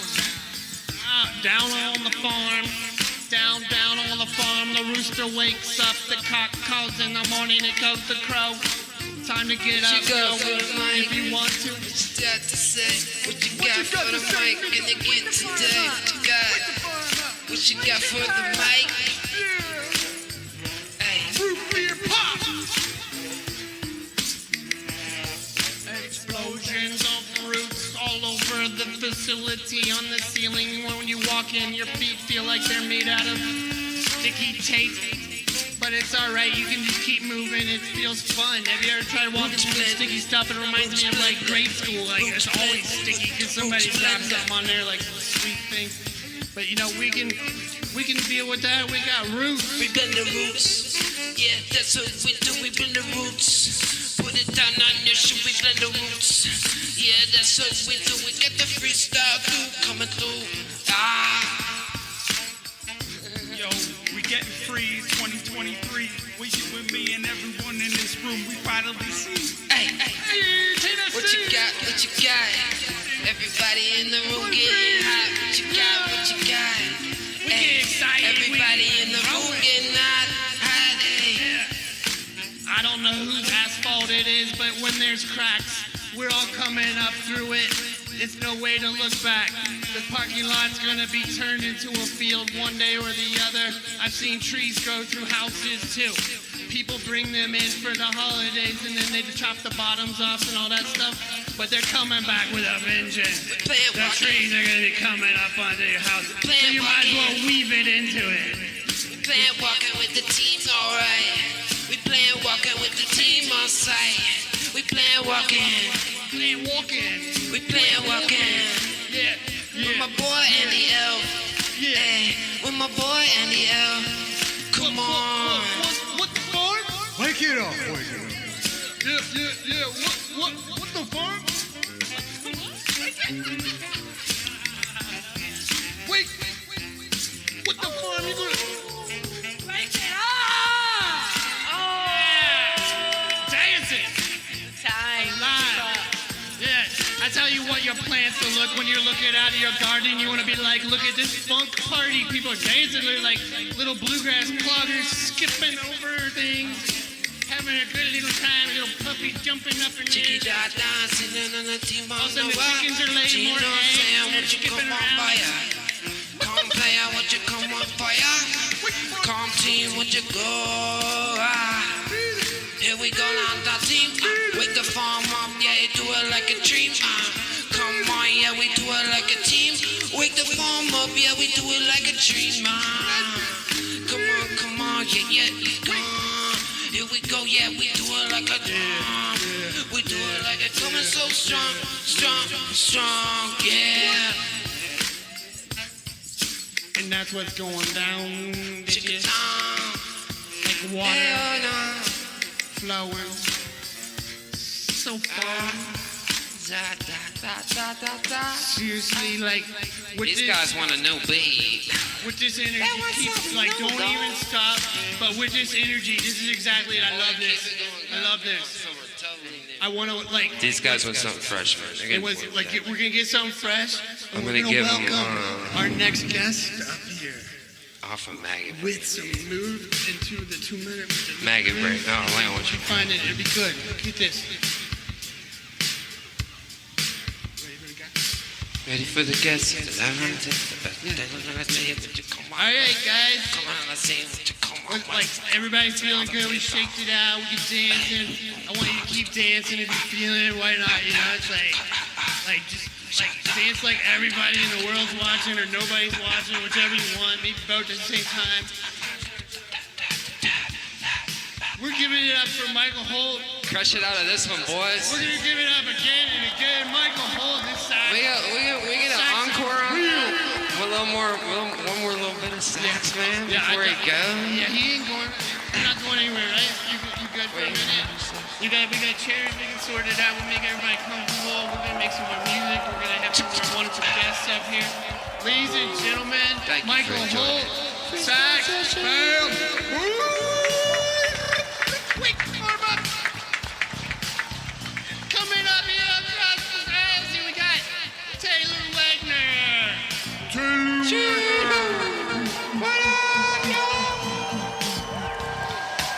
Inspired. Wait. What the farm? Where did time go, man? Time is gone. It's like we need to get some thyme seeds. Plant some thyme seeds. Or like, where's the sands of time? Look out there. We got a missing, like, the time is behind me. All right, that's very important. Okay, ready? Feel good? Ready? We're gonna break into it. Let's say do you want that up a little closer? Yeah. Just talk right in there. Make sure it's on. Hello. Yeah. We're good. Go. Yes. Let's give it up again for Taylor Wagner. Like the Farm Up 2023. Hi, everybody. My name is Taylor Wagner. I work at Warski Farms. This is pretty much why I'm here. We started the farm about a year ago. I started there in May of last year. It was a blank slate. We had nothing there. Not a tree, nothing. Well, the wild trees, but not any fruit trees yet. We started out with 11 trees. 11 trees, yes. And decided to just test it out, see where it went. And now we have ordered 700 apple trees to be planted in March. So, real excited about that, yes. Along with some peaches, some pears. We'll have native plums. We'll have native pecans. We'll also have pawpaws, persimmons, lavender, blueberries. Yes, it's going to be a delicious farm. We're, not only just trying to grow locally grown food for purchase and personal use, and a lot of it will also be donated the first couple of years because it's not going to be producing very much the first few years anyways. So not only are we doing that, but we're also just trying to do this in a way that's going to not only help us, but help the earth as well. We're using, like the stinging nettles. I made nettle tea for the apple trees, our tester trees is what I'm calling them, because I'm just kind of experimenting with them. And I noticed a difference. We had some aphids, we don't want any of the pests, but it definitely helped. I noticed a huge difference. So I'm going to continue. Wake the Farm Up. Yes. That was a beautiful 2 minutes intro on what you're getting into, where you came from with it, and some hopes of it, like the fruits to come. Oh yeah, so excited. Yeah. Yeah. And along with those, we're using also soil teas to help get those microorganisms in the soil working, and See, along the lines of the conversation of calling things teas or tisanes, correct? Do you think it's fair to call the soil teas soil teas, or should we call that soil tisane as well? I think we should call it soil tisane as well. Soil tisane. Yeah. It sounds better. I mean, soil teas kind of sounds kind of funny. A little funny, yeah. What is a soil tease? It sounds like somebody slowly dripping soil on your head or something. Come on, man. It's just using what everything. What kind of soil teas is that? We're just trying to use everything that's around our orchard to help the orchard, using nature to help nature. Simple concept, honestly. Yeah, simple is best. Yeah, you don't have to overcomplicate it. You don't have to add all that nasty stuff into your soil to grow good plants. How do you feel, being fairly early in the growing process, how do you feel your soil is to start with? Well, I did test our soil, so I pretty much know what it's like. What kind of test did you give it? Math, rhythmic tests? Oh, kind yeah. of things, or some language. Language, yeah. How to do in English? Did it have good grammar? No, I don't think that's the native language. So what about the languages that it was excelling in? Did you feel like you were able to get some good communication with them on how to, work with the soils? We're communicating really well right now. Yeah. We are, yes. That's good. We're helping each other out. What kind of things would you share with us that you feel like we were talking about soil a little bit earlier in the last guest here with Michael Holt? Yeah. And I feel like, I don't know, maybe I'm still stuck on soil a little bit. It's kind of fun. It's the earthy winter time, so. Yes. We all love soil, right? Yeah. I have added things to our soil, we've got nine rows of trees, and I'm adding a truckload of compost to each row, and making sure we're adding worm castings as well, just to kind of naturally help the soil just get the good stuff in there, Okay, wow, so Yeah. like 700 trees? 700 trees. Broken up into 9 rows. Yep. And they're like, are they all spaced the same, or do you have the different? They'll be about 3 different feet for apart. The plums, or Yeah, so the plums won't be where the apples are. We're gonna separate separate. than the 9. Yes. So this Yeah. is 700 apples. Yes, just Plus apples. other things. Plus, Okay. yeah. And like in the process. Wow. Yeah, Fun. and we're also like I've had to cut down a lot of trees to make room for everything. So I also ordered some white oaks, some just like native trees to just throw in So there. you plant, and like, do you have other areas that you're getting to plant things, not necessarily for the? How big is this place? 60 acres. 60 acres. Yes. So you can put that many trees into 60 acres. What was it before? Yeah. Was it like fields or? It's broken up into about 7 different fields. Okay. So yeah, it was pasture field before that, and they like leased out some of the fields. So it wasn't worked for a long time though, so it was a little overgrown. It's been a lot of work to get it to where it is now, and having the space to do what we want to do. Some of that overgrownness actually may have helped with the soil. It did. Depends It on what 100% broke down did. in there. Yeah. Yeah, and Cool. they leased a lot of the land for cattle, so that also has helped. I If think. it was grazing properly. I Yeah. guess if they had 7 different things, they can move them around fairly well and not overgraze And it's something. been a good 15 years since there've been cattle there, so it's had time to sit and be untouched. And yeah, I've been thinking about this grass-fed beef thing because, like, the prices they had 15 years ago, people thought it was really high, like what people needed to charge for that. But those prices are still the same now because grass still costs the same to raise. Right. So it's starting to become more comparable to other options people have, and that's wonderful. Yeah. What kind of things have you come up with to do with the land where the fruit trees are coming up in the meantime? Like, how do you manage or work with that? Well, what I call is we just go doing. Go to doing. Yeah, doing. Just Go do-do-do. figure out things to do. Just look at it and observe, and just I think most of my work the past year has just been observing and just Yeah. just learning. Yeah. Reading as much as I can. I read a book called The Holistic Orchard. It's by Michael Phillips, and unfortunately he passed away, so there won't be any more information from him. But I highly recommend it for anybody, even if you're not growing an orchard. Like there's even like a whole page in there of why you shouldn't burn poison ivy. Like it's a wealth of knowledge, honestly. How did you get into this project? Like, what kind of background did you carve out, or like what kind of? Okay. Well, I'm originally from West Virginia, born and raised. Which part can you show us? So get back. Okay, but listen, you know this. you right? know. Yeah, West Virginia is so much more fun than Michigan or the arm of Tennessee. Like, It's a lot of fun to show where I'm from. Which part are you from? So, I'm from right in the middle, around the Charleston area. Yeah. Cool. Okay. Yeah. I grew up on a small farm for a little bit, and my dad has a farm as well, and we didn't do much as far as plants, but just being in touch with nature. Like, my dad has a ramp patch that he's had since I can remember. Like, he's always had it. Yeah. And I remember, eating fresh ramps with fresh fish that my dad caught. Like, yeah.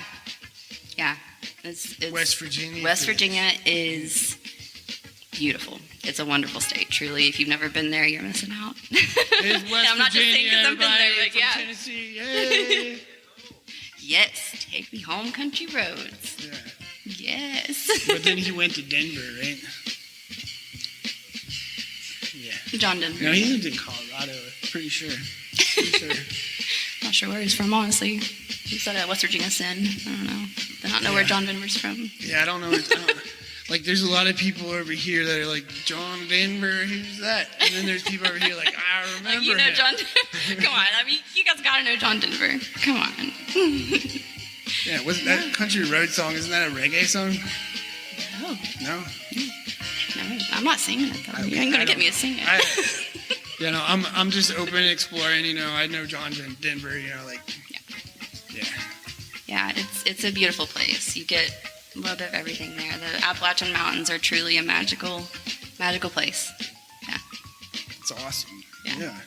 So you're really enjoying it. I know something from you, from knowing you in the past, like your whole story of getting involved in this farm is definitely one that I feel like the word determination showed up in there somewhere, and motivation. And could you share a few words on that? Because I definitely think that's part of your story. I'll go ahead and take you through it.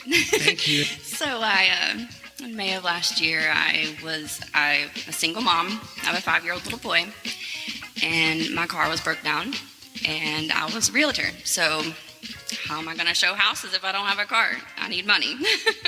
So I found this ad, and it was actually my sister's wife found it for me, and she was like, this lady's looking for somebody to help start an apple orchard. And I was like, what? Okay, let me hit her up. Let's see what's going on. And they lived in Switzerland at the time. They were there for work, and they were like, we just bought this house, haven't seen it, but we want to start an orchard. And I was like, I'm there. So, and that's really where it started. And I just showed up one day, and her dad was working there in the garden with the tiller, and he's like, come help me pull weeds. And I'm like, all right, rolled up my sleeves and started working, and I've been doing it ever since. Whatever he needed and whatever the farm needed. Yeah, pulling weeds is definitely a great conversation starting point. It's very relaxing somehow. Yeah. So there is kind of like an energetic thing of pulling weeds. Like when I say weeds, being like little areas where you want to like certain plant to not grow. So you I say weeds, but it was grass. Certain result. Yeah. Grass is very ambitious. Yeah. And like it'll keep the nutrients from trying to trickle down to the other fruits and herbs and grow over them for sure. This was corn, so yeah, we don't want grass. Wait, corn is grass, right? Depends on how you look at it. I don't want to eat grass, but I want to eat corn. I do remember like a volunteer group years ago that was weeding at somebody's garden, and they pulled all the corn out because it was at a young stage where it did just look like little fresh grass sprouts. Yeah. We didn't say like anything. It was already done. It's like, what can you do? It's like, yeah, that's gone. Okay. Like, I mean, we could be like, hey, it kind of looked like grass. We get why it happened, but like, I don't know. Like, what are the volunteers going to? I don't know. Maybe. Yeah. If we would have caught it earlier, kind of thing. But yeah. Kind of already done at that point. The grasses that got us that way, even. Yeah. Yep. Nasty stuff.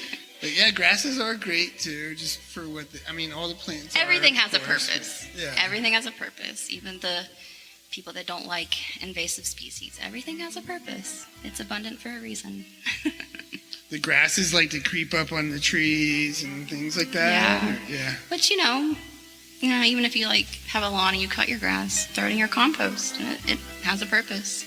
Yeah, it cycles back in. Yep. Yep. Yeah. Well, I'm really excited to keep up with you and hear more about how the orchard progresses, and hopefully it will. How does it feel though? Like, I really want to like get to that. Like, how does it feel to be like where you're at with the project right now?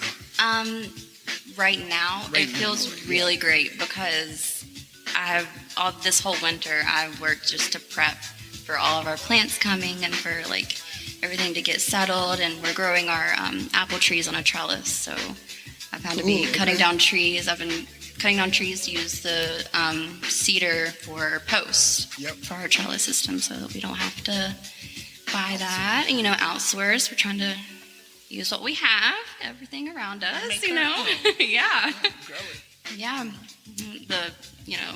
It's really inspiring, honestly, just getting to be in that kind of environment every day. Like, I come from selling houses where it's just not for me. I don't want to be a businesswoman. I want to get my fingers in the dirt. I want to, be with nature and like feel that every day. It's great. Yes. Share that. Yeah, like when I'm at work, I'll just go out there and just get a little snack out of the forest. It's great. It really is. That's neat, and it's a really neat opportunity for your son too. Yes. To get to see kind of how that grows with you. Oh yeah, and he loves plants. It's so cute. Yeah, cool. It's so cute. Yeah. Later this year, we will be moving to the farm, actually, and so I'll be able to dedicate more time to it and just be there and like live it and it's honestly a dream. It's a dream come true because I don't think I could have found another job that would have been tailored to me like this one has. Tailored. Yes. I like to use my own name, and yeah. Yeah, I like to use mine too, but it's either like in reference to some mountains or like a common word that's used in between other groupings of like nouns. My brother's name is Andy, so yeah. Yeah, I do kind of think when I was a child for a while, I thought I was the extra child in the family that they called and. Oh, no. Like there's and he over here. Like. No. That's not for real. Okay, sorry, Mom and Dad, if you listen to this. Like, I know I didn't really think that, and if I did, it was just to make myself laugh. You know how I roll. Yeah, you got to thank the mom and the dad. Yeah. Well, yeah, thank you so much for sharing. Of course. Keep sharing your story out there while you're not want to inspire in the middle more of people. making it. Yeah. Grow some fruit trees. Enjoy the time growing with them. Yes. Yeah, that's awesome. Yes. Thank you so much for being here. Yeah. That's it all. Taylor Wagner.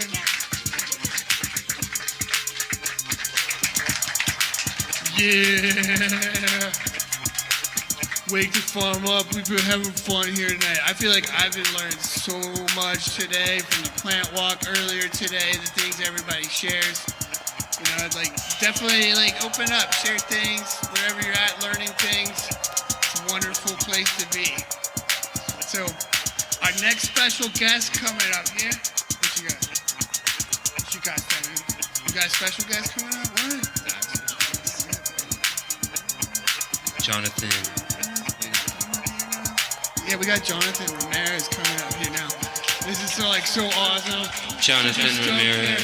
So, Ramerez. Where you at? Jonathan Ramerez. Ladies and gentlemen, thriving earth. Thriving earth. You can, like, if you feel like standing, if you like sitting, however you feel. Like, I know you. We'll sit down here. We got 2 minutes. Yeah. 2 minutes uninterrupted. People are already trying to interrupt you right now. I can see it. There's like articles of clothing being thrown on stage. Calm down, people. I'm uninterruptible. 2 minutes. And then wait. What's up, y'all? Jonathan Ramirez here. Thriving Earth Farm and Development is our farm and business, land development company. And yeah, we're in Jolton, Tennessee. I was born and raised in Flushing, Queens, New York City. Yeah. Grew up as a urban youth, little graffiti head growing up. Spent most of my time running around in the subways and writing on boxcars and highways and all that sort of stuff. And then, life happened, and somehow I started learning farming in upstate New York, moved to Nashville, ended up buying land here. We've been on that land for about 6 years now. And we're growing on like an acre. We have 18 acres. We're growing food actively, mix of vegetables, berries, fruit trees, nut trees, mushroom logs, chickens on about an acre and a half. We used to use the other land for grazing goats, but we don't have goats anymore. We teach workshops.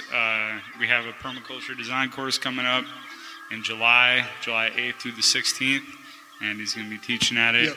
Nico's going to be cooking. Will be there. Lots of other folks will be there too, and it's going to be a good time. We've taught workshops in the past on, making bark baskets, survival workshops, just garden workshops, all sorts of stuff like that.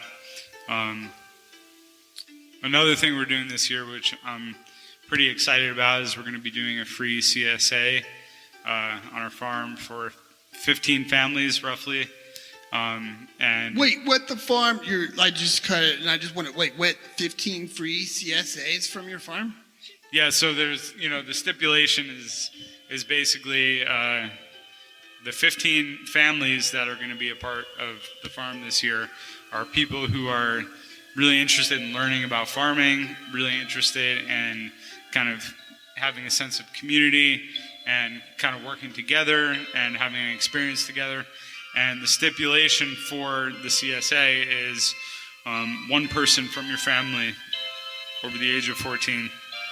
If they're younger than that, they can come, but they just have to come with an adult. But one person from your family comes for 1 day a week for 5 hours and works on the farm. So basically, through the course of 1 week, there's going to be 15 people working 5 hours. And with that, we're basically going to produce a CSA where everyone goes home with a box of produce for their family every week. Well said. Then a free CSA share. Yeah. I like that starting. It catches you. It makes you. Next thing you know, you got me roped in doing 5 hours of work a day per week. What? 5 hours a week or per 5 hours a week. Okay. Yeah. Okay. Not per day. No. 1 day a week, 5 hours. And it doesn't have to be the same person in your family. It could be. How many weeks? Is it all year CSA? We're going to be starting in May, and we're going to be going to November. Cool. So community supported agriculture. Yeah, it's kind of like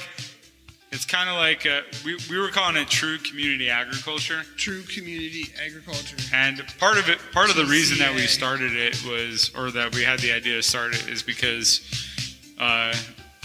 farming is pretty hard to make it financially viable. And before we had our children born, we were selling more produce, and I co-managed a 200 family CSA farm in New York, and it was a lot of work. I was younger then, and I've worked on other farms and stuff too, but there was something always in my mind where I was like, I want to produce less vegetables for not so many people, and diversify a little bit more.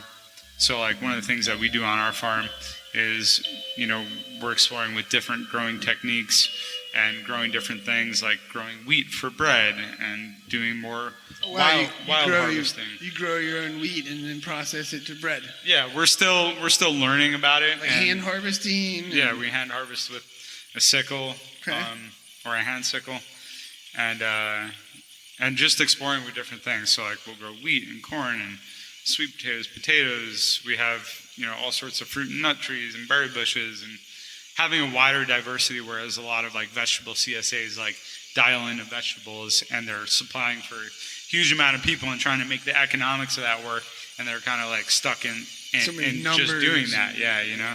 So we wanted to grow as much food as we could for our family, like subsistence farming, and we found throughout the years we're producing more than what we can handle, more than what we can process, more than what we can like preserve and put away. And it was mainly just me working by myself every day on the farm. So I was like, you know what, I want to have more community. I want to have more experience with other people. We produce a lot of food anyways. Imagine if we had all these hands on deck helping every week, we could produce so much.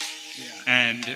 And then while we're producing those things, we're like weeding in the garden and having the conversations and like talking about life and like so much more happens than just the production of a fruit. Exactly. Or a vegetable. It's the connections, it's the community, and what we found is that there's so much interest in it. Like I put that idea out for folks, and like in the first day we had like 20 emails. Wow. And there's still people emailing me about it. And it's because people are interested in learning, they're interested in connection, they're interested in getting their hands in the dirt. And you're ready for it. You know you're going to be there doing that thing. Yep. You're ready, dedicated. That's so great. Yeah. I remember the year before last year, I had like a wheelbarrow full of tomatoes that I harvested. And I was like, all right, we're going to we're going to can tomatoes or whatever. And we canned like one round of tomatoes. We're probably not going to use that much more. We had all this other stuff left, and I gave some to a friend, and we still had more. And we're like, all right, we're gonna process them. And we never did, and they started going bad, and I just fed them to the chickens. And that's fine. Feed them to the chickens. The chickens got to eat too. But also I was realizing that with more people involved, a lot of the harvest could go further and could go out to more people, and more people could benefit from it. And anyways, I'm rambling now. No, that's a beautiful ramble. I like it. With the farm, that's some serious. Yeah. Yeah. I don't even know where to cut in with a joke right now.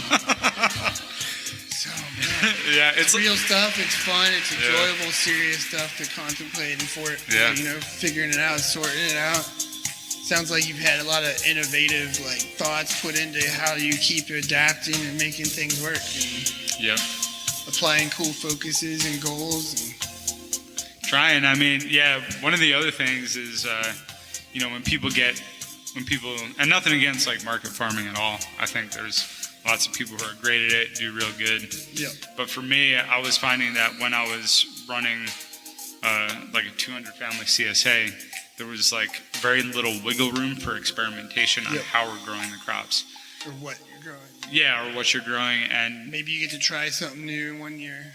Right, yeah. But how many years you got? It's I think about it, if I, live kind of to 80, and I started growing tomatoes when I was 12 for the first time. Right, yeah. That's not that many times getting to going. Yeah, in some regard. Yeah, totally. It's just enough at the same time. Right? Yeah, no, that's a really good point. And so you have to experiment, you have to, if you want to learn, if you want to try different things. I remember on one of the farms that I was working for, there was no experimentation allowed. And even my friends who want to experiment, but they don't experiment because it's the bottom line. They're like, but if that fails, then we're not going to have this. And, what do we do? And for me, I'm like, okay, I want to experiment with no-till. I want to, last year we had a cover crop growing in the springtime. It was vetch and rye, and maybe there was crimson clover in there, and it got really tall, head height. And me and Justin were working on a job, and it was time to plant corn. So we're like, all right, we're pausing from there. We're going to go run and plant corn. And we went and planted corn, and we just threw the corn into the cover crop, and then we flail mowed it down, and the corn came right up through that.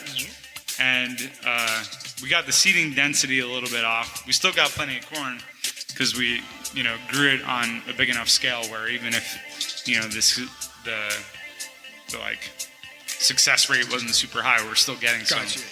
Yeah. What kind of corn were you growing? And there's a lot of different kinds of corns. So we're growing Tennessee Red Cobb Dent. Okay, Tennessee Red Cobb Dent. Cobb Dent. Cool. Yeah. They have Tennessee Red Cobb Dent. It's I forget what tribe it was, but it's a Native American corn from this area.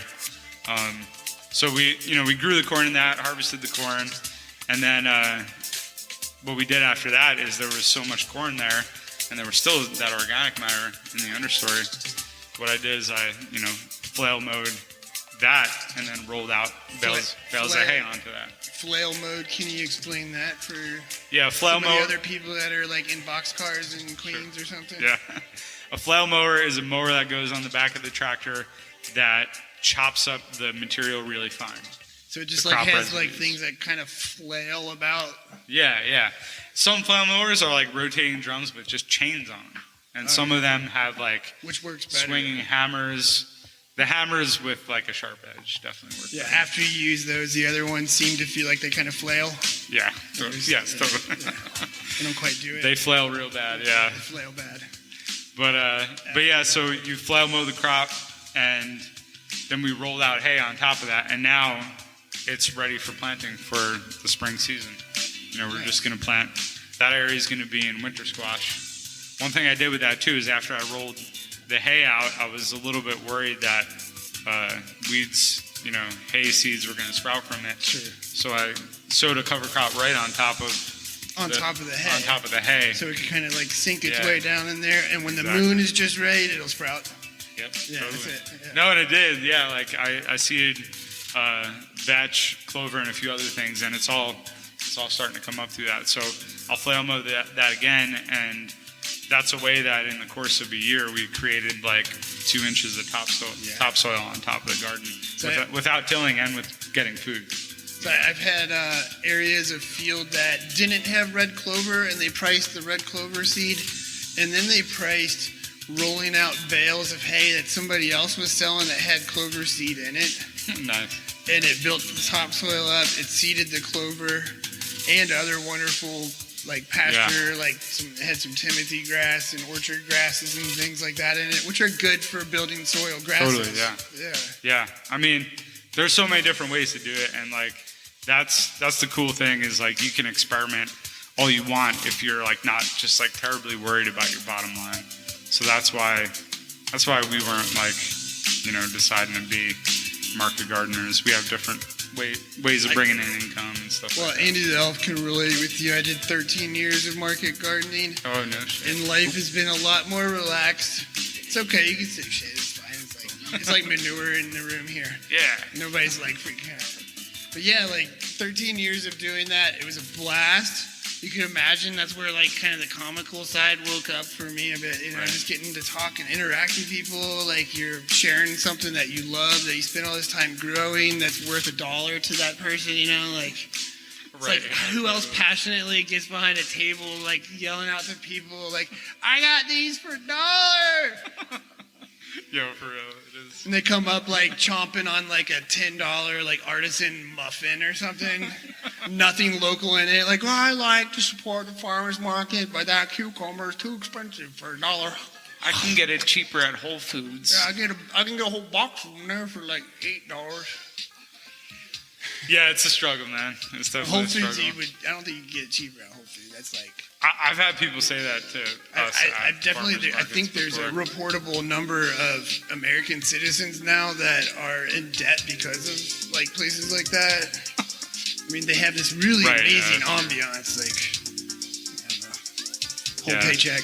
Yeah, whole paycheck is true. If you get one of those, it'll take the whole thing. Yeah. But it's good. They have some good options in those places. I mean, But- some of it's not even local and some of it's not even organic. And I'm okay with like local, non-organic. Sometimes I always prefer, organic, local. But Well, I mean, I've pointing this out, like the dandelion powder that you would get in the little jars at Whole Foods. yeah, Most likely comes from like Poland. Meanwhile, like they're like spraying them around here and trying to encourage us to poison them, right? It's like, yeah, I prefer to get the ones out of my own yard too. I mean, I know Yeah. that's where you're at too. Yeah, Like, oh, yeah. I don't even know what me and you were spending any time talking about going to the grocery store for anyway. right. It's like, what the farm's going on, man? Yeah, totally. You're having some boxcar memories coming up. And like, tell me about that. Like, Yeah. Which part? I don't know. I've hung out in boxcars before, and like, I don't know. I have this like preconceived notion from my experience hanging out with train hoppers. There's usually like really cool facial tattoos involved and things like that. Were you like involved in that? But I was like, No facial tattoos here, no. my boxcar hanging out was on the other coast, a little more in forested areas. Gotcha. So I had like Right, forest okay. train hopper kind of people. Yeah, good people.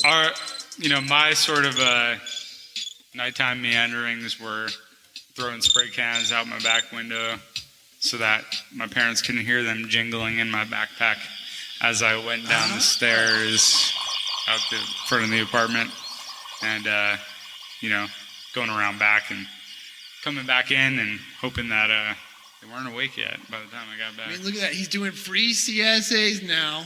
When he was younger, he's out in New York City giving out free artwork. Yeah. And his parents supporting Living him free, in it. yeah. That's living amazing. free. It's great. You're making a good thing out of it. Yeah. Yep. Yeah. People are always surprised, when I tell them that I grew up in New York City, because they're like, what? And now you're doing this? And, I think living in New York City is crazier than doing this. So. I've I don't spent a little bit of time in New York City, and I've been there in a way that I didn't enjoy it. After 2 years of COVID happening, I went there like right at the end of 2022. No, wait, that was just happened. At the end of 2021, and I got COVID there.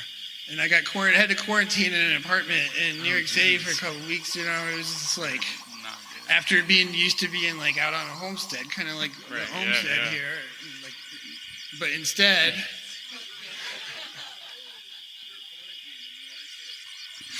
so I had that full experience. But then another, like a wholly polar different example was going to New York City and getting to work on the rooftop farms. Right I'm like there and I'm getting paid You've for been to it. Brooklyn Grange. New York City's like way more enjoyable if New York City pays you to go there. Right, yeah. Otherwise, they're figuring out ways to get you to pay for the people they want to come there. Does that make sense? Yeah, totally. I Yeah, love it though. I love that city. It's fun. I mean, yeah, there were things that, I never give back growing up. Like, I experienced more in, the first 16 years of my life than a lot of people ever experience, for better or worse. And in real life too. I mean, I imagine a lot of yeah. 16-year-olds experience that now, but maybe through YouTube video or something, Right, and their own choices of how they go down those holes. But Yeah. hopefully there's a lot of good stuff out there, and people can follow people that have gotten to places like you. You're very inspiring. You do a lot of work, and I mean, you're doing free CSAs, but that's just like a little iceberg tip for sure. Appreciate it, man. I'm really excited to be doing a PDC course with you. Yeah, in July. man. I'm excited about it too. It's been years coming, been thinking about it for a long time, and happy to encourage and support that in every way. I'll be down there the whole week. We'll be talking plants and earthworks and all kinds of fun, good stuff, huh? Yeah, so one of the things that I forgot to mention is that we're calling it a Permaculture Design and Earth Skills Training course. Because, permaculture design is cool, but it, oftentimes it gets like just all classroom experience, death by PowerPoint and like, PowerPoint brain. Yeah, it can be boring, or not boring, but it can be just kind of like dry. And then you leave and you're like desperately wanting to design something, but then also not having the skills to like create something. Yeah, you want to get that three-dimensional experience of the real world where like organic muscle things are moving. Yeah. Make sure you're balancing that with the two-dimensional flat world of books. I know we talk about flat screens and stuff, and it's like this phenomenon. We're like, oh my God, I can't believe my kid's looking at something flat. But people have been looking at flat things for like hundreds of years. Aristocrats put value to that, what's inside them, more so than the 3D value of what's actually happening. Right. Every one of those books originally has information that came from the actual three-dimensional world. Right. It's like you got to balance it out and learn some of it on your own, you know? And like, YouTube videos are great in one sense, but what I noticed as YouTube rose up, people's like actually ability or desire or whatever it was to like go out into actual real world workshops decreased. But I feel like that's turning around now. And people like did the YouTube thing for a while and they're like, all right, now I want real thing, now I want real connection, now I want real community. And from the permaculture, like homesteading perspective side of things, people can watch a million different YouTube videos, but they want to get their hand on the file, and they want to learn how to file an axe with their own two hands. Yeah. They want to learn how to fell a tree with their own two hands. You can watch another guy with a cool voice do it, or you could do it yourself while listening to a Wake the Farm Up podcast and having a great time. Maybe learn some really cool things along the way while you're like getting that hands-on three-dimensional experience, Yeah. I mean, it's all about balance. Honing it in, Yeah. But yeah, what you're talking about at this PDC is definitely somewhat, we like to call it Wake the Farm Up, some home skillet, some good, like getting some home skillet in. Yeah, totally.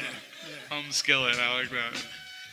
Yeah, so it's going to be like, all the stuff that comes with the permaculture design course, all the textbook sort of knowledge and learning how to design, but it's also going to be like I'm going to have people actually doing the skills, and like we're going to stretch fencing together, and everyone's going to drive a tractor and a skid steer and an excavator, and those are like the more mechanical side of things. Drive a skid steer on his land. Yeah.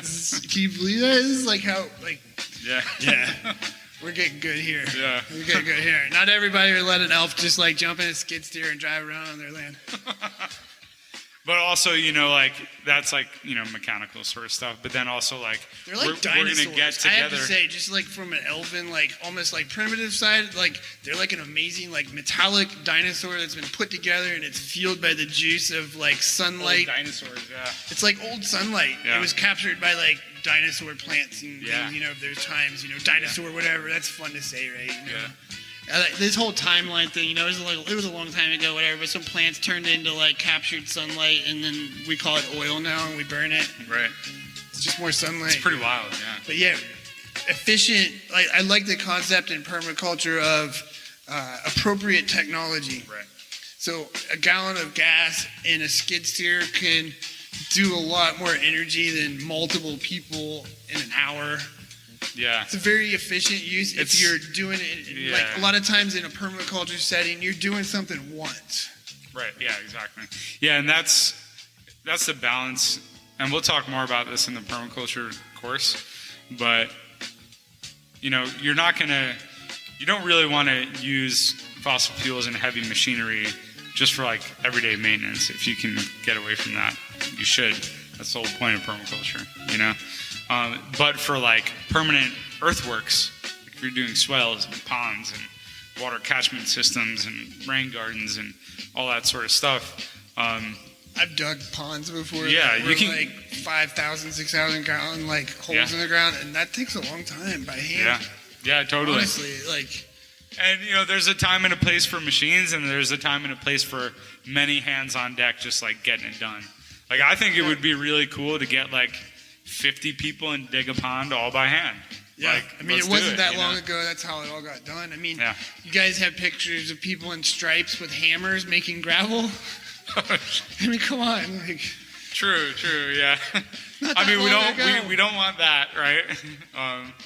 But something more more community vibe, right? Yeah, like creating earthworks and whatnot that leave lasting impressions that can be enhancing to a community of people living life without the need of certain fossil fuels thus forth. Right.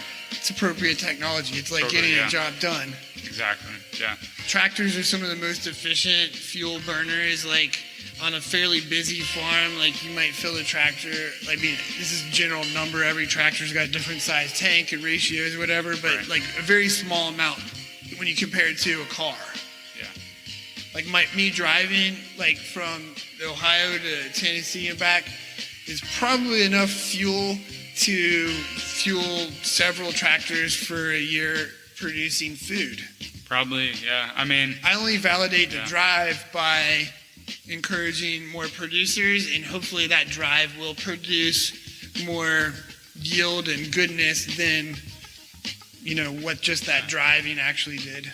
Yeah, and like the biggest thing too is like, okay, so we have a tractor that we use on our farm, and we've been using it to plant trees and all this stuff and have our systems, and the amount of ecological diversity, ecological health, like where we're farming at was just grass mowed down to a nub year after year after year for 30 years. Right. And what we have now is just high diversity, organic matter, fruit trees, things that are feeding us. Yeah. So it's reducing our dependence on the industrial infrastructure, which is shipping food all around the world, and comes often, even in organic ways, from bad systems. So the more we can reduce our need from the industrial infrastructure, and we're on our own property doing our own thing, it's a balance. We're using those tools to reduce our dependence on the system and to become more sustainable. And who knows where it will. And it's fun. When I think about like too. my kids, it's not like, oh shit, we better do this. If I don't do it, then we're all gonna die. Right. We're gonna die.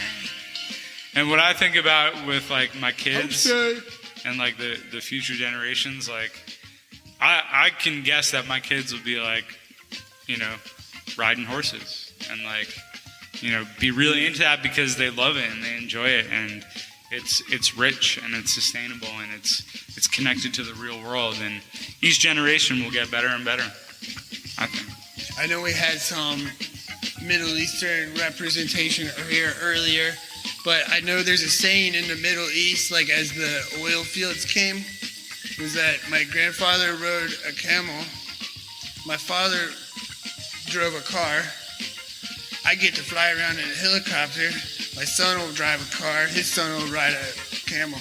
Yeah, totally. It's like they know there's like this like spurge right now. Right, yeah. It's the ebb and the flow of rise and fall, you know. But, you know, who knows if a camel's really a fall? Maybe that's the rise. I don't know. I like camels in all their different forms, really. Fascinating adaptation of desert climates. I mean, they get to just walk around. They got like an self-dehydrating water sac that just helps like keep them liquefied for long treks through there. And I think that'd be a fun thing to try, being a camel sometime. See how long you can go without drinking water. Yeah. I mean, I you know, like, what do you think about where all this is going? Like, on a big scope of things, like, I don't know, my brain just went to like this metaverse world where, like, they'll have these like goggles you could put on, and for like a half hour you could go and like be inside of a camel that's actually running around on the real world.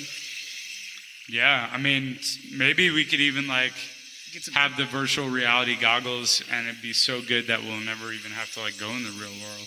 Yeah, and then there'll be people Just like kidding. all you guys here who are outside in the real world, and maybe just for adaptation purposes, you like slap like, you know, like some kind of camera on here, and then like all these people that are in tubes or something could be like riding along with you, thinking that they're you, and like wherever you go, that's what they get to see, and that's their experience. I don't know. Maybe they subscribe to Some that. people might choose that. You know, who knows where it's all going. I mean, I my vote is for the real world.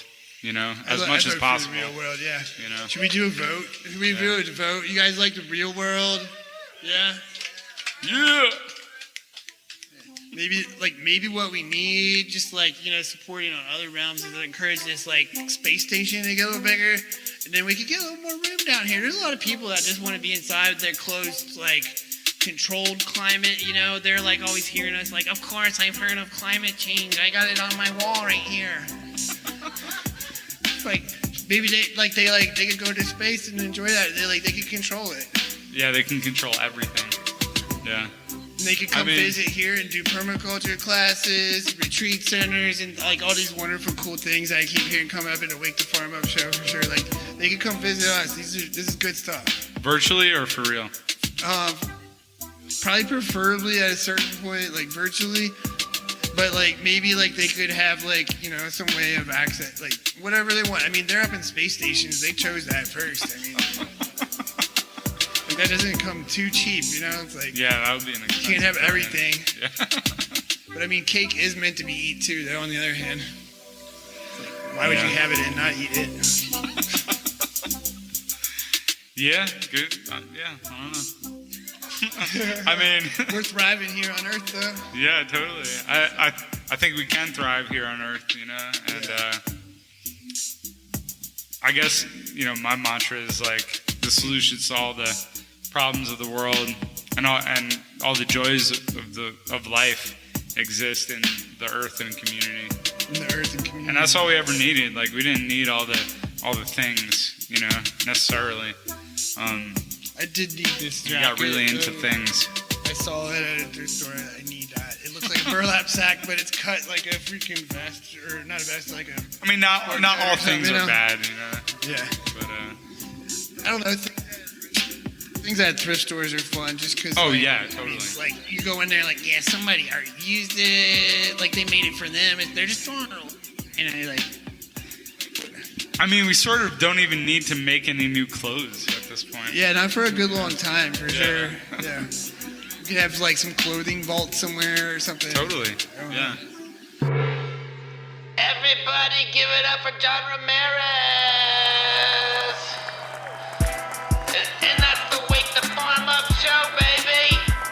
Let's get down, shawty. Let's have some fun. Turn. After party. Let's talk about it. Let's talk about it. Let's talk about it. Let's get it on the show. You like it.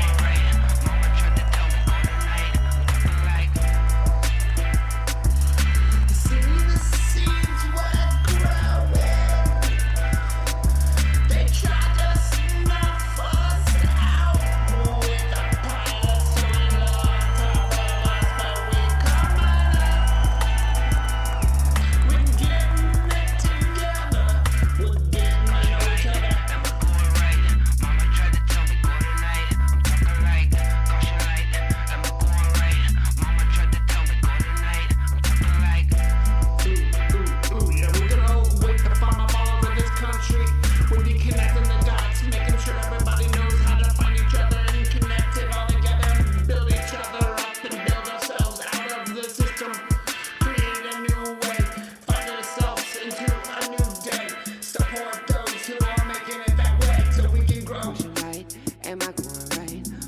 tried to tell me good night. Talking like caution light. Am I going right? Mama tried to tell me good night. Like caution light. Am I going right? Mama tried to tell me good night. Talking like caution light. Am I going right? Mama tried to tell me good night. Talking like caution light. Am I going right? Mama tried to tell me good night. Talking like caution light. Am I going right? Mama tried to tell me good night. Talking like Mama tried to tell me, Papa tried to tell me, Grandma tried to tell me, Grandma tried to tell me, my children tried to tell me, everyone tried to tell me, I tried to tell them, I listen out now. Everybody wants to make sure we can be heard, so validate this, validate that, make sure that you don't be getting us flat down like a power whack, in it with caution light. Am I going right? Mama tried to tell me good night. I'm talking like caution light. Am I going right?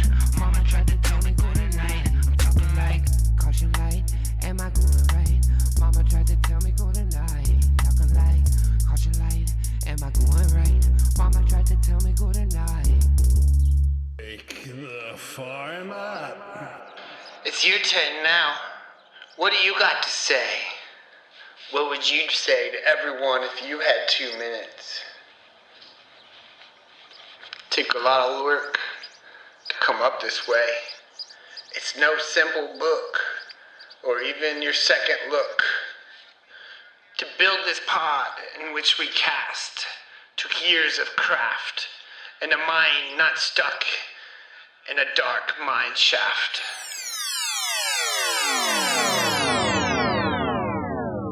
Yeah, we'll get into some cordage during the week we're down here. We'll get some sit down, hands on, That'd be cool. busting up some nettles. We've Yeah, been talking about nettles totally. a lot. We didn't even really bring up how easy of a cordage they are.